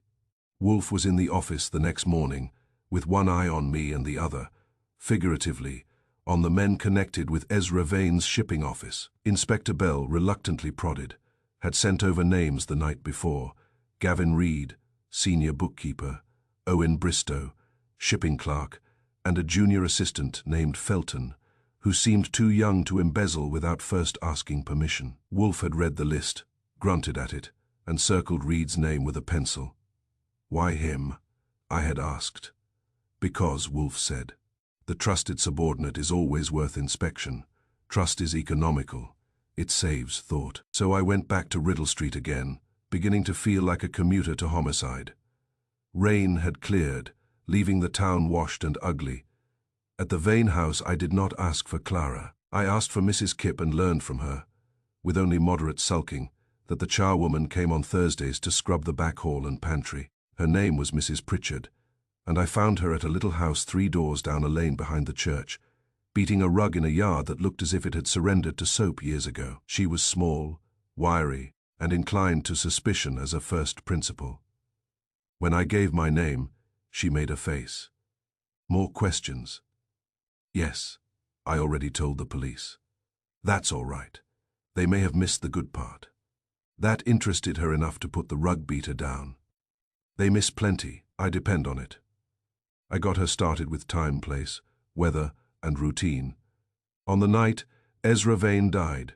She had come back after supper because she had left her shawl in the pantry. She used the service path at the side of the house. As always, it was around 9 o'clock, perhaps a little after. The Vane household was in confusion by then, but the back of the house was dim and quiet. "I heard a step," she said. "Soft. Like not sneaking exactly. Careful." "Where?" "In the back passage by the pantry. There's that service door, you know." "I know. And I seen a man go out it. That woke things up. You told Bell this?" "I told somebody in a hat, might have been him. He said if I didn't know who it wasn't much use." "Bell again. I made a note to send him flowers with poison ivy woven in." "What did you see?" "Broad man, shoulders wide. Hat pulled down. He moved heavy but slow, like he didn't want the floor to speak." "Could it have been Martin Hale?" "Number, you know Hale, by sight. That weren't him." "Why not?" "Too tall, for one thing, and this one moved older." "That's good evidence from a charwoman, not scientific. Maybe, but house, trained. People who scrub floors know how bodies move." "Did you see his face?" "Number, just the side and the back of him. Coat, dark, good cloth, not workman's, and he shut the door careful. Not running. Number scared." She considered. "Not scared, intent." That was better. A frightened man bolts. A man who leaves carefully has his emotions in order. Did he come from the study direction? "Yes. Back passage runs there, if you know the house." "And did you hear anything before that? Voices, drawers, a bump?" "Number, only the step and the door." I pressed some more, but that was the meat of it. Broad-shouldered, older than Martin, cautious, leaving by the service door around 9. If true, and I liked her, then somebody had been in the house long after the official discovery, or had returned after it. Either Bell had lost control of the premises, which I would have bet on with enthusiasm, or someone with standing had moved about after murder under cover of confusion. I took the next train back and found Wolfe in the office, installed with beer and superior patience. "Well," he said. "Mrs. Pritchard, charwoman, heard a soft step in the back passage around 9 o'clock, the night of the murder, and saw a broad-shouldered man leave by the service door. Not Martin, too tall, she says, and this one moved with the heavy caution of an older man." Wolfe's eyes narrowed. At last what? A body, continue." I gave him the rest. Good cloth coat, hat down, careful exit, not running, not panicked. A man who knew enough to use the back. Wolfe nodded slowly. "That excludes Mr. Hale provisionally, and points towards someone at ease in the house, or in houses like it." Bell apparently heard it and dismissed it because she couldn't supply a face. Bell would dismiss the resurrection for lack of signed affidavits. I sat. "You circled Gavin Reed yesterday." "Yes. Why him rather than Bristow?" "Bristow is a clerk. Reed is a trusted bookkeeper. Mild men in trusted positions are given privacy, and privacy is profitable." Wolfe lifted the beer, then set it down untouched. "Also, Mrs. Pritchard says broad, shouldered and older. What do we know of Reed's appearance?" From Bell's notes: 48, medium height, solid build, quiet, no family, works late, considered dependable. There, dependable is what stupid people say when they have stopped observing. That sounded like Wolfe, and it also sounded right. Quiet men get mistaken for safe men every day. Chapter 8. Faye. The bookkeepers fear Gavin Reed came to the brownstone at 4:15, 10 minutes late, which is the kind of insolence Nero Wolfe notices, even when murder is involved. He was shown in by me and stood just inside the office door with his hat in both hands and the look of a man who had spent the morning trying not to sweat and had failed only in degree. He was solidly built, as Bell's description had promised, with broad shoulders, greying hair, and a face so mild it would have reassured aunts and credit managers. Mild faces have done a great deal of harm in the world. They get trusted into rooms where bolder scoundrels would be watched. "Mr. Reed," I said. "Nero Wolfe. Sit down." He sat on the edge of the red leather chair as if prepared to rise in self-defense at any moment. Wolfe regarded him across the desk without offering comfort, which is one of the many comforts he never offers. You are Ezra Vane's bookkeeper, Wolfe said. Yes, sir, you were. Reed swallowed. Yes. You handled the accounts of his shipping office. Yes, and you have already lied to the police. Reed started. I have not. Do not waste our time. You denied entering Mr. Vane's study on the evening of his death. I didn't, Wolfe grunted. Archie. I handed him the note from Mrs. Pritchard's interview, and Wolfe did not look at it. He only spoke. A broad, shouldered older man was seen leaving by the service door near 9 o'clock. That may not prove you entered the study, but your face has already made the admission your mouth refuses. That was true. Fear had been sitting on Gavin Reed from the moment he came in. Not lively fear, not the hot panic of a beginner. Something older and finer, grained, settled over him, the way dust settles on old velvet, so deeply that brushing only spreads it. He moistened his lips. I went to the house. Yes, later. But Ezra was already dead. Wolfe's eyes narrowed. Better? Why did you go? I had to speak to him at 9 o'clock. He had sent for me that afternoon. There it was. I watched Wolfe hear it. Sent for you when? Wolfe asked. A little after 3. A message to come at 5 if possible. Who delivered it? Miss Vane. That was also worth hearing. Did you go at 5? Number Reed's hands tightened on the hat brim. I couldn't. I was at the office. Doing what? He looked at me, then back at Wolfe, as if searching for a version of truth cheap enough to afford, trying to put some things right. In the books. He shut his mouth. Wolfe said, Mr. Reed, I know you have been skimming funds from the shipping accounts. The only remaining questions are scale and method. You may answer those, or I shall infer them, and my inferences are seldom flattering. Reed's shoulders sagged a fraction. The hat in his hands bent slightly under pressure. It wasn't. At first it wasn't much. It never is. Small sums. I meant to repay them. Yes, from the winnings that never came. Wolfe's tone stayed flat. Gambling. Reed stared. How did you know? I possess a brain, sir. Proceed. And he did. Not all at once, because confession in installments is easier on the nerves, but enough. He had begun with small handling adjustments, shifting balances from minor transactions that Ezra Vane reviewed only in bulk. Then, once the method held, he had continued. He had debts, cards, racing, 2 private loans from men less patient than banks. Nothing romantic, just the ordinary greed and weakness that turned clerks into criminals and still let them sleep for months. Ezra found it, I asked. Reed nodded miserably. He had begun checking the figures himself. Last week, he asked about 3 entries. On Tuesday, he said there were more. Wednesday, he sent for me. At 5, Wolfe said. Yes. Why did you not go? Because I knew what it meant. He lifted his head then, and fear showed plain in his eyes. He would dismiss me, prosecute me, everything would come out. You preferred uncertainty. I preferred 1 more hour. Then what happened? I went at about 8:45. I thought perhaps he might still be alone.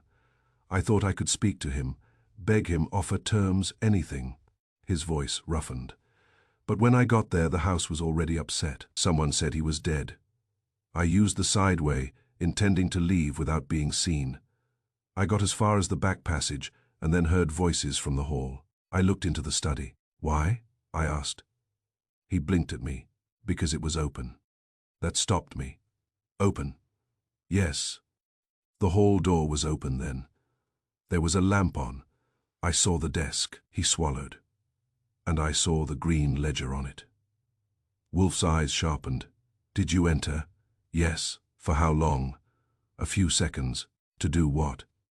I don't know. I only know I was mad with fear. I looked at the ledger. Then I heard someone coming and went out the service door. You touched the desk? Yes. The ledger? Yes. Anything else? He hesitated too long. Answer, Wolfe said. I opened the lower drawer. Why? I thought the key might be there, or some paper naming the amounts. something. He looked down at his hands, but the drawer was already unlocked. Wolfe and I exchanged a glance. Reed, clumsy and terrified, had not arranged the thing. He was the kind who blunders into a scene and worsens it, not the kind who composes one with a borrowed key, a public errand, and planted memory. Wolfe knew it too. His voice changed, not softer but colder. "Mr. Reed, you are a thief, a fool, and perhaps an accessory after the fact, but you are not elegant." Your Reed stared. "What?" "Your panic is genuine. Your theft was sloppy beneath a decent surface. The trap laid for Mr. Hale was not. It had forethought, proportion, and spite. Those are not your arts." I said, "Then who helped you?" He looked from one of us to the other, and the last of his resistance gave way not with drama but with fatigue. "I never meant." He stopped, started again. "Miss Vane knew." There it was. "How long?" Wolfe asked. "Since January." "How?" "She found one of my notes, a loan demand. She asked questions. I lied badly. After that, she watched me." Reed gave a bitter little sound, hardly a laugh. "Miss Clara could make watching feel like a hand on your collar. And later she said she knew Ezra trusted me too much and would ruin us both if he chose." He took a breath. "We met twice, quietly." "Where?"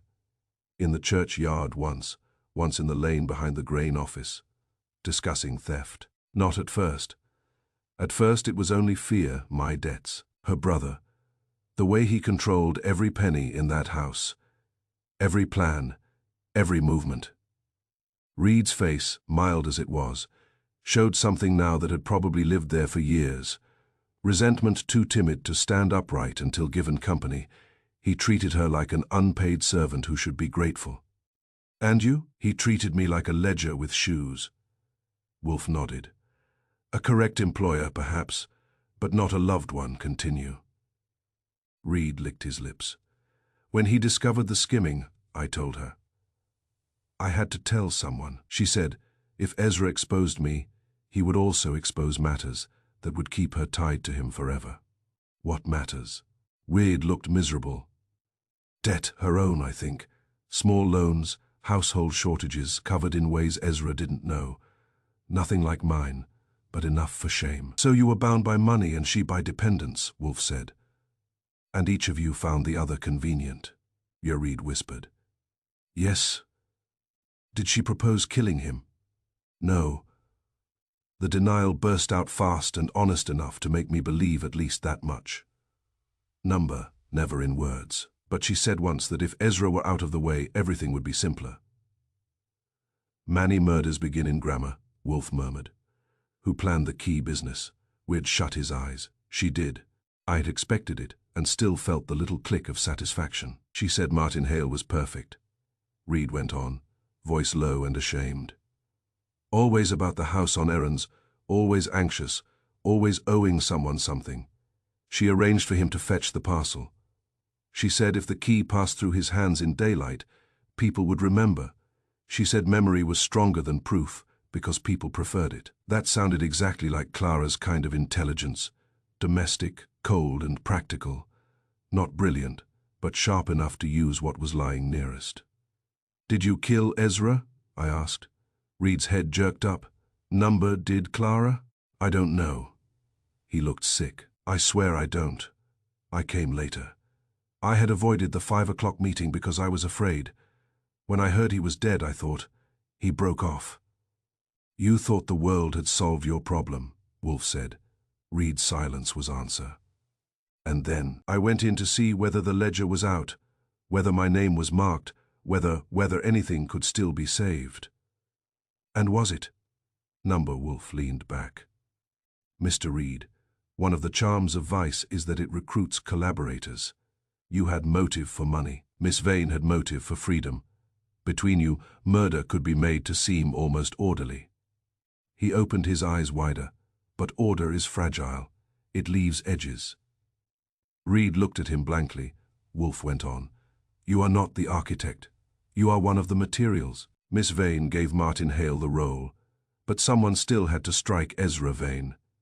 Reed's face had gone grey. I didn't. Perhaps not. Yet you concealed.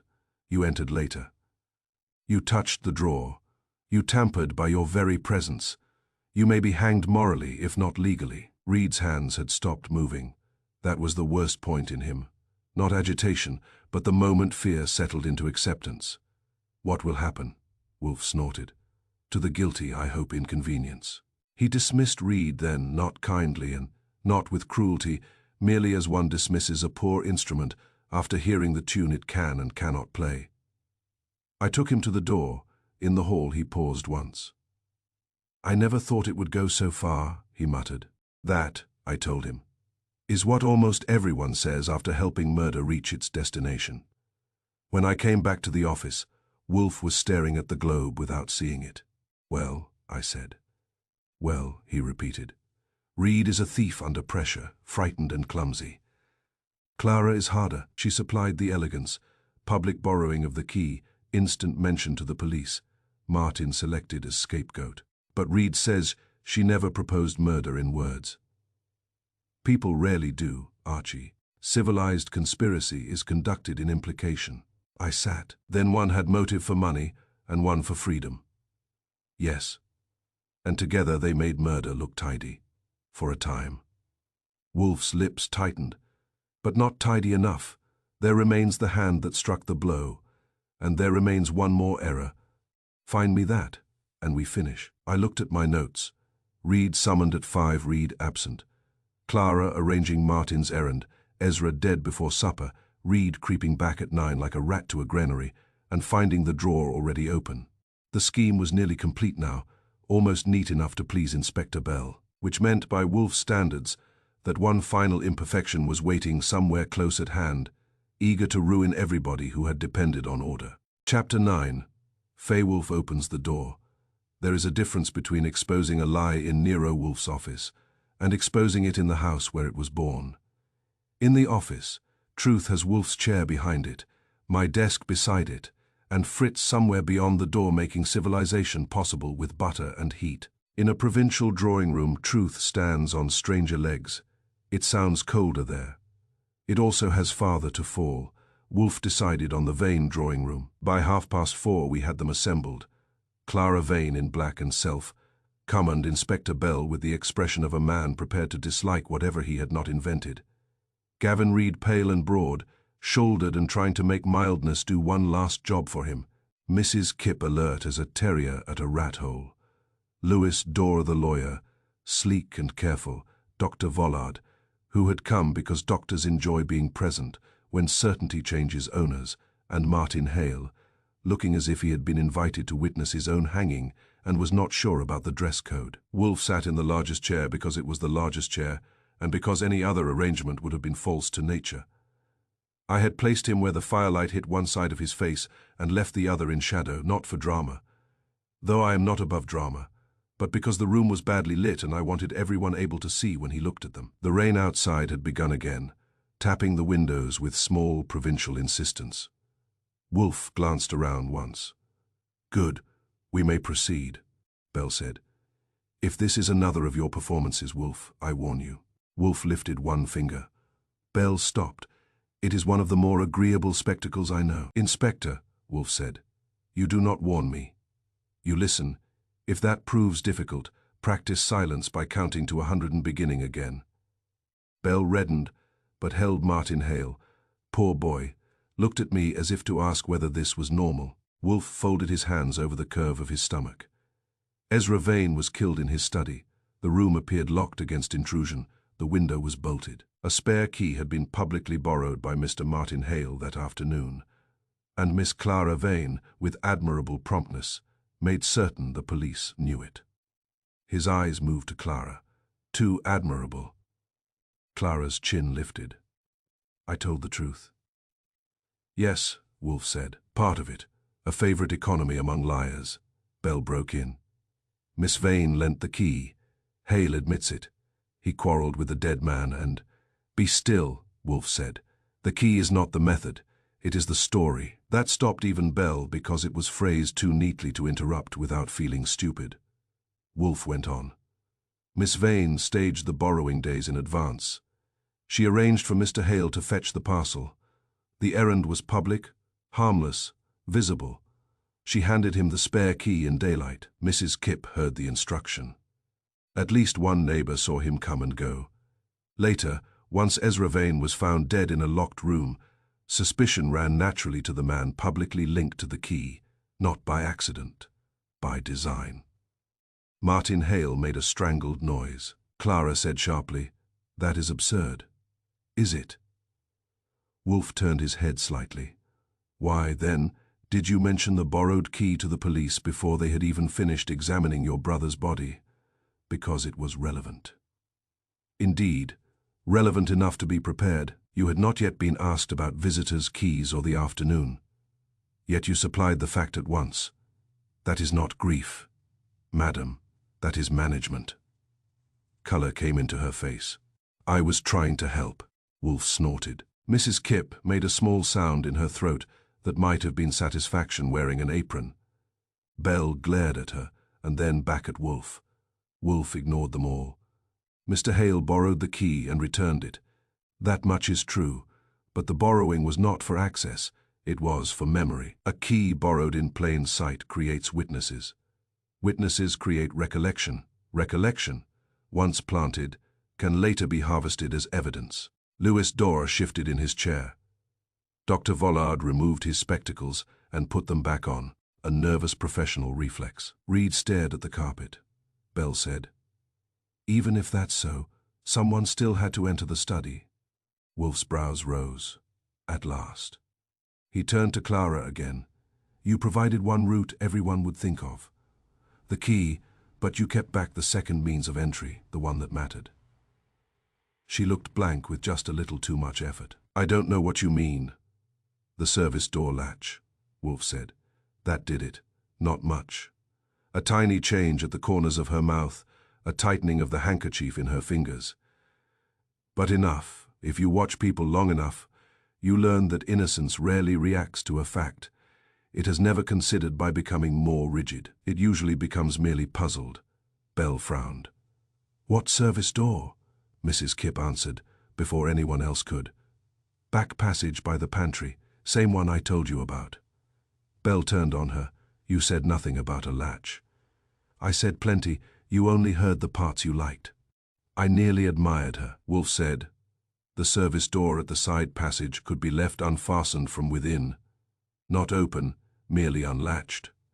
Such a detail would occur only to someone in the household. A stranger would not know it.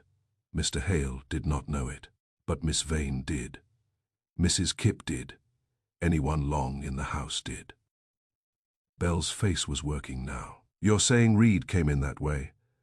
"I am saying Mr. Reed could have. He needed no key if the service entrance had been deliberately left available. The borrowed key was the story, the unlatched door was the method, and murder was the point where the two met." The room had gone very still, even the rain seemed to have thinned to hear better. Gavin Reed spoke first, and his voice came out dry. "I did not kill him." "No," Wolfe said. "I know you are a thief and a coward, Mr. Reed, but not this particular murderer." Clara turned on Reed with sudden fury. "You told him—" Wolfe cut across her. "Mr. Reed told me enough.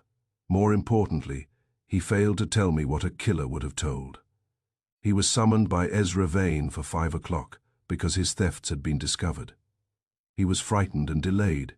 He returned later, around 9, slipping in by the service passage, and out again when panic overcame greed. Mrs. Pritchard saw him, but by then Ezra Vane was already dead." Bell swung to Reed. "You admitted this." Reed looked as if admission had become the only chair left to sit in. "I went there. I saw the study open. I touched the drawer. I left." Bell half rose, but Wolfe's voice stopped him again. "Sit down, Inspector. Mr. Reed's entrance at 9 explains one confusion and one stupidity, both his own. It does not explain the murder. For that you must return to Miss Vane." Clara stood up. "This is monstrous." "No," Wolfe said. "Merely accurate." She remained standing, black and rigid against the pale wallpaper, looking as if indignation itself had put on mourning. "You have no proof." Wolfe's eyes rested on her, as calmly as if she had asked whether rain was wet. "I have sequence, motive, and error. You and Reed had been meeting secretly. He had gambling debts. You had debts of your own and a lifetime's resentment at your brother's control. Ezra discovers the thefts. Reed panics. You see disaster coming from two directions: exposure of Reed's embezzlement, and with it the collapse of the small dishonesties by which you kept your own freedom from your brother's ledger." She said nothing that was wise. The danger of speaking to Wolfe at that point is that he already has the sentence you are trying not to say.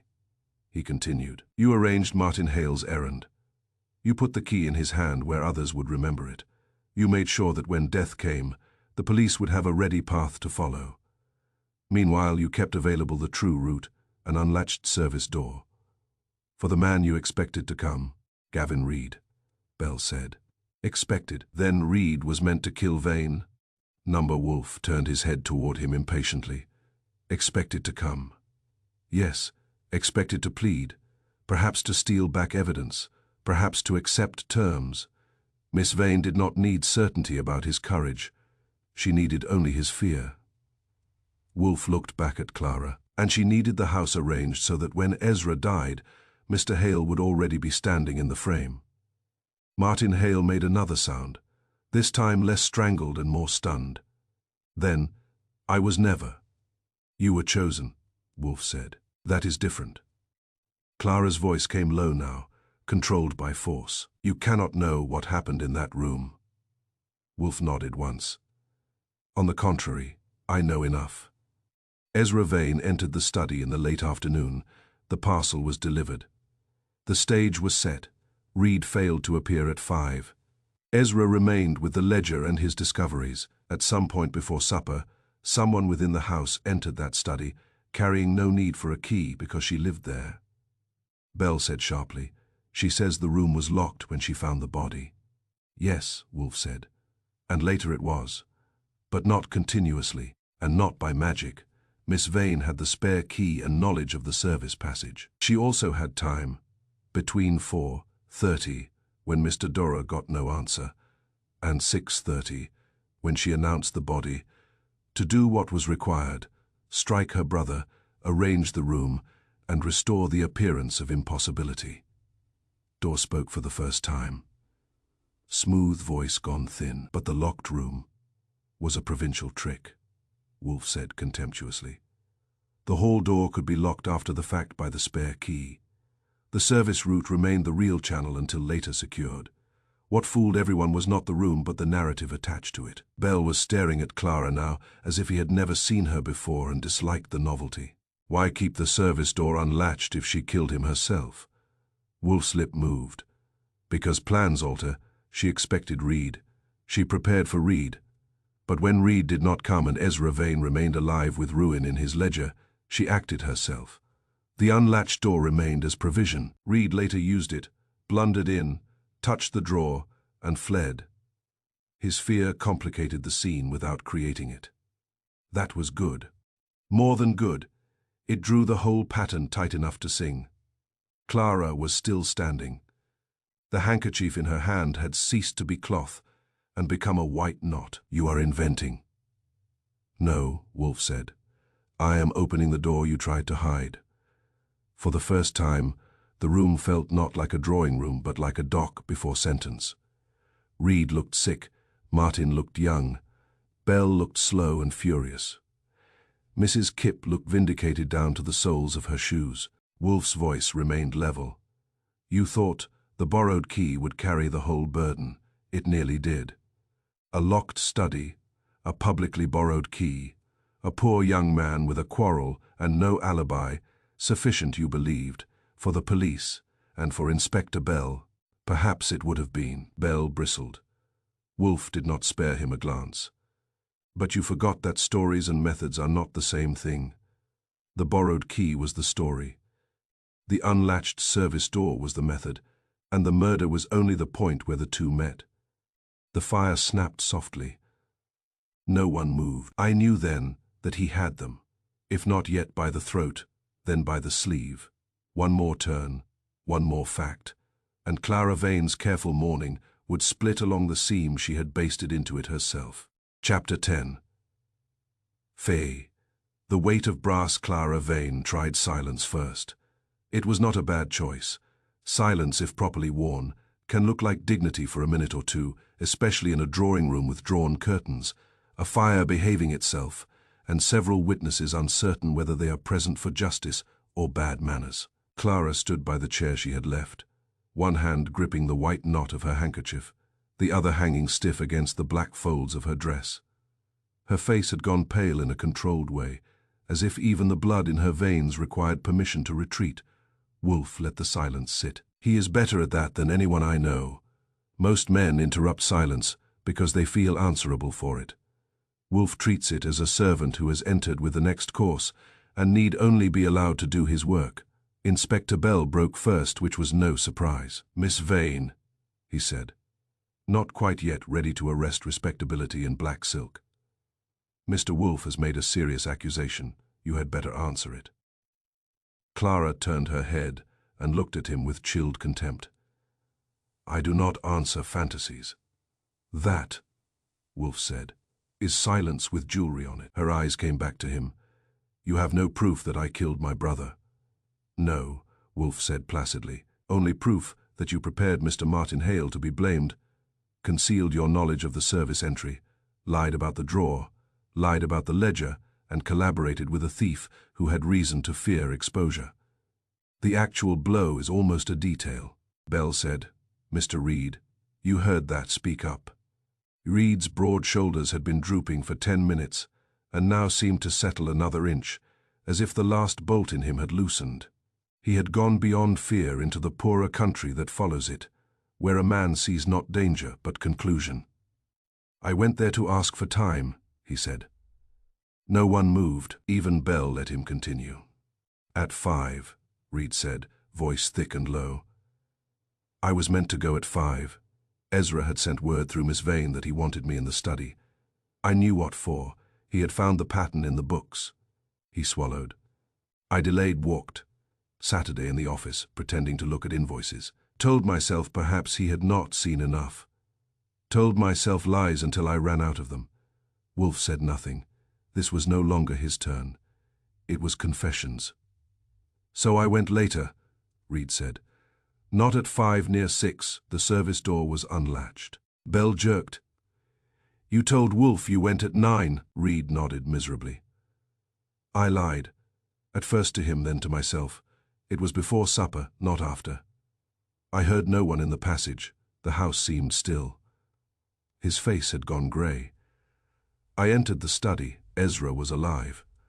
There it was at last, the point where all the threads stopped being theory and began to bind.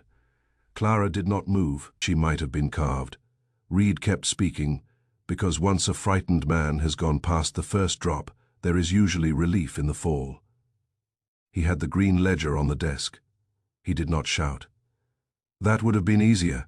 He only looked at me and said he had verified enough and would go to the police before morning." "Good," Wolfe murmured. "Very good. That sounds like Ezra Vane." Reed licked his lips. "I begged him. I said I could repay. I said he would ruin me. He said that was no concern of his. Then Reed stopped." "Then Miss Vane entered," Wolfe said. Reed's head came up fast. "Yes." Bell stared from one to the other. "She was there," Clara said sharply. Number Reed turned to her then, and whatever had kept him in her orbit. Fear, dependence, the habit of obeying stronger tempers, gave way. "Yes, you were there," he said. "You came in through the hall door. You must have heard us from outside. Ezra said if the police examined everything they might learn more than my theft. He said your name then." That landed. Clara's hand tightened once on the handkerchief. Wolfe's voice stayed mild. "And what name would that be, Miss Vane?" "The name attached to the small household shortages, the private borrowings, the manipulations of bills and allowances. Your brother controlled your life by controlling the accounts. Exposure would not merely disgrace Mr. Reed. It would chain you to scandal." Clara's face changed, but not to guilt, not yet. To outrage. "The second coin." "That is vile," she said. "You sit in my house and make up filth." "Bepfui," Wolfe said. "I sit in your house because murder was committed here, and because you are clumsy at innocence." She turned to Bell. "Must I endure this?" Bell said, "You'll endure a good deal more if he's right." That surprised me enough that I nearly looked at Bell with respect. I restrained myself. Reed went on. "Faster now, perhaps because if he stopped, he would have to hear himself. Ezra told me to get out. He said he had tolerated my mistakes because he had thought me weak, not corrupt. Then he looked at Clara and said something like, and you are no better with your meddling and your debts." Reed shut his eyes. "She told him not to speak to her that way," Wolfe said quietly. And he laughed only once, a little. Reed's hands opened and shut on his knees. Then she took the bronze horse from the side table. Clara whispered, "Number?" No one answered her. Reed's voice was almost gone now. I thought she meant to frighten him, or I thought nothing. I don't know. Ezra half rose. She struck him. He drew a breath that shivered. Only once, he fell sideways by the desk. Mrs. Kipp made a noise like a muffled sob, though whether for Ezra or for the wreck of the household I couldn't say. Martin Hale had gone utterly white. Louis Dora removed his spectacles and polished them with a hand not entirely steady. Bell was no longer red-faced. He had gone pale in his own way too, the way policemen do when a case they have loved for its simplicity turns, and bares teeth. Clara spoke then, and for the first time her control slipped enough to show the woman under it. He would have destroyed us both. Wolfe nodded. "Yes, continue, Mr. Reed." Reed looked at Clara, as if seeing not a confederate, but the fact of her. For a second neither of us moved. Then she said, "Now it is done." That was exactly what she said. He rubbed one hand over his mouth. I said, "We must send for help." She said no, not yet. She said Martin Hale had already been in the room with the key, and that if we were not fools the blame would walk to him by itself. Martin shut his eyes. Wolfe's gaze did not leave Reed, who locked the hall door. Clara, she had the spare key. She said the room must look untouched. He shook his head. I was sick. I could hardly think. She told me to go out by the back passage because the service door was unlatched for me and because no one would think of it later. She said she would discover the body at supper time. "Did you touch the ledger then?" "Number, the drawer." "Number, then when?" "Latter. After dark, I had gone home, then lost my nerve and came back. I thought if the ledger still named the entries, maybe I could take it or destroy the marked pages. That was when I went in again and heard someone coming and fled. That was when the charwoman saw me." Wolfe leaned back. There the second intrusion. Panic after murder, not murder itself. Bell exhaled through his nose. Hard. He turned to Clara. "Miss Vane, do you deny any of this?" She had reached the third coin now, tears. Not the ugly sort. Clara Vane would never give anybody the satisfaction of ugliness. They came neatly, with only a tremor in her mouth and a brightening of the eyes that would have looked touching if one had not just heard how efficiently she had tried to hang Martin Hale on a daylight errand. "My brother was a hard man," she said. "You did not live with him. You did not know what it was to have every expense questioned, every wish corrected, every hour accounted for as if I were a servant asking wages. Reed had stolen. Yes, I knew it. I knew because I knew what desperation looks like. Ezra knew too, and he was pleased by knowing, pleased." The tears moved now, and she did not wipe them away. He liked power. He held it over everyone. Bell said, "Did you strike him?" She did not answer at once. Wolfe waited. So did we all. Then she said, "Yes." It came so quietly that for a second the rain at the window seemed louder. "Once," she said. "I only meant—" She stopped and gave a little laugh that had no mirth and very little sanity in it. "No, that is nonsense. I meant to stop him. I meant to stop everything." He said, my name with such contempt, as if I were one more item to be entered and balanced. so I struck him. Martin Hale opened his eyes and stared at her with the stunned helplessness of a man watching his own nightmare transfer ownership. Clara went on because now there was nothing left except accuracy. The rest was mine too. The parcel, the key. Martin was harmless. Yes, harmless enough to use. He had quarreled with Ezra. He was always carrying things, always appearing where anyone could remember him. I thought if the key was in his hand publicly, then once the room was found locked, no one would think beyond it. She looked at Martin, and for the first time there was something like shame there, though it had to fight its way through pride and exhaustion to show at all. I was right, for a while. A while, Wolfe agreed. Bell stood up. That's enough. No, Wolfe said. Not quite. He looked at Reed. You assisted afterward. You concealed. You returned later intending to tamper with evidence. Reed nodded. There was no fight in him now at all. Yes. And Miss Vane urged the plan from the beginning. Yes. Selected Mr. Hale as scapegoat. Yes. Arranged the borrowed key. Yes, Clara said with sudden bitterness.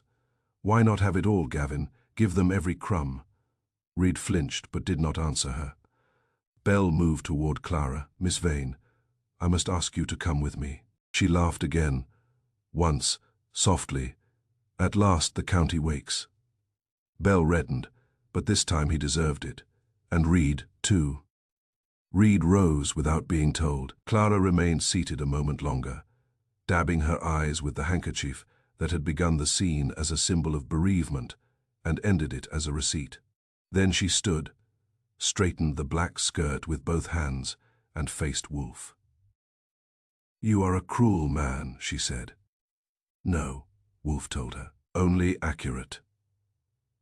She looked as if she wanted to say more, perhaps something splendidly condemnatory, but the trouble with final speeches is that they require moral credit.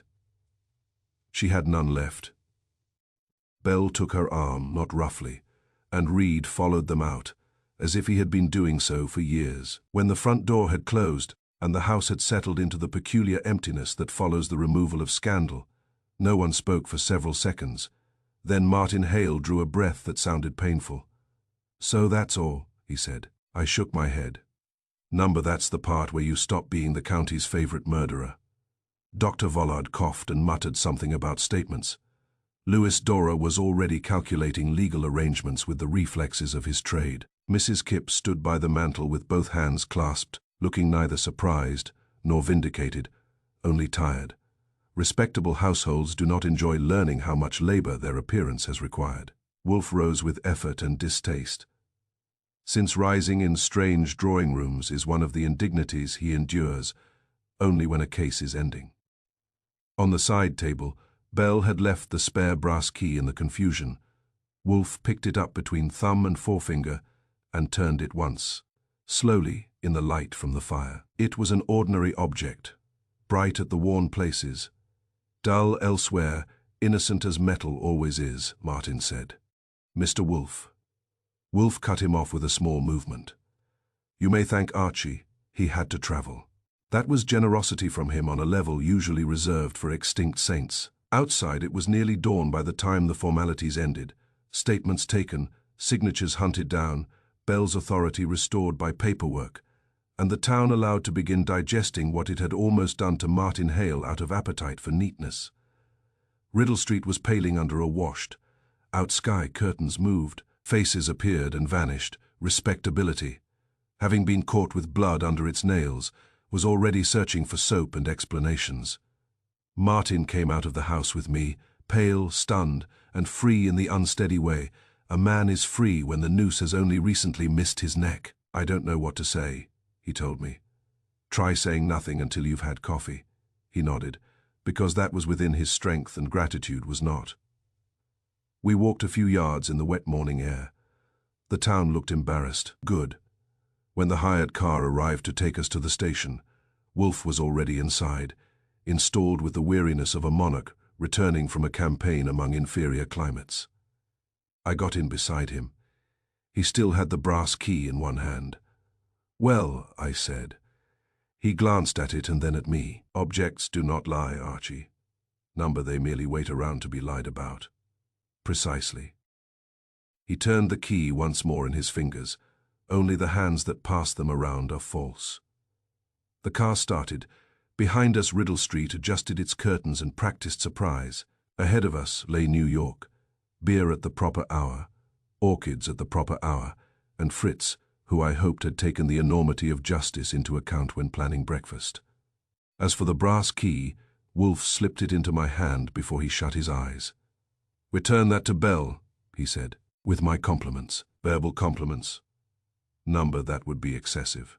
I put the key in my pocket and looked out at the wet road lifting toward morning.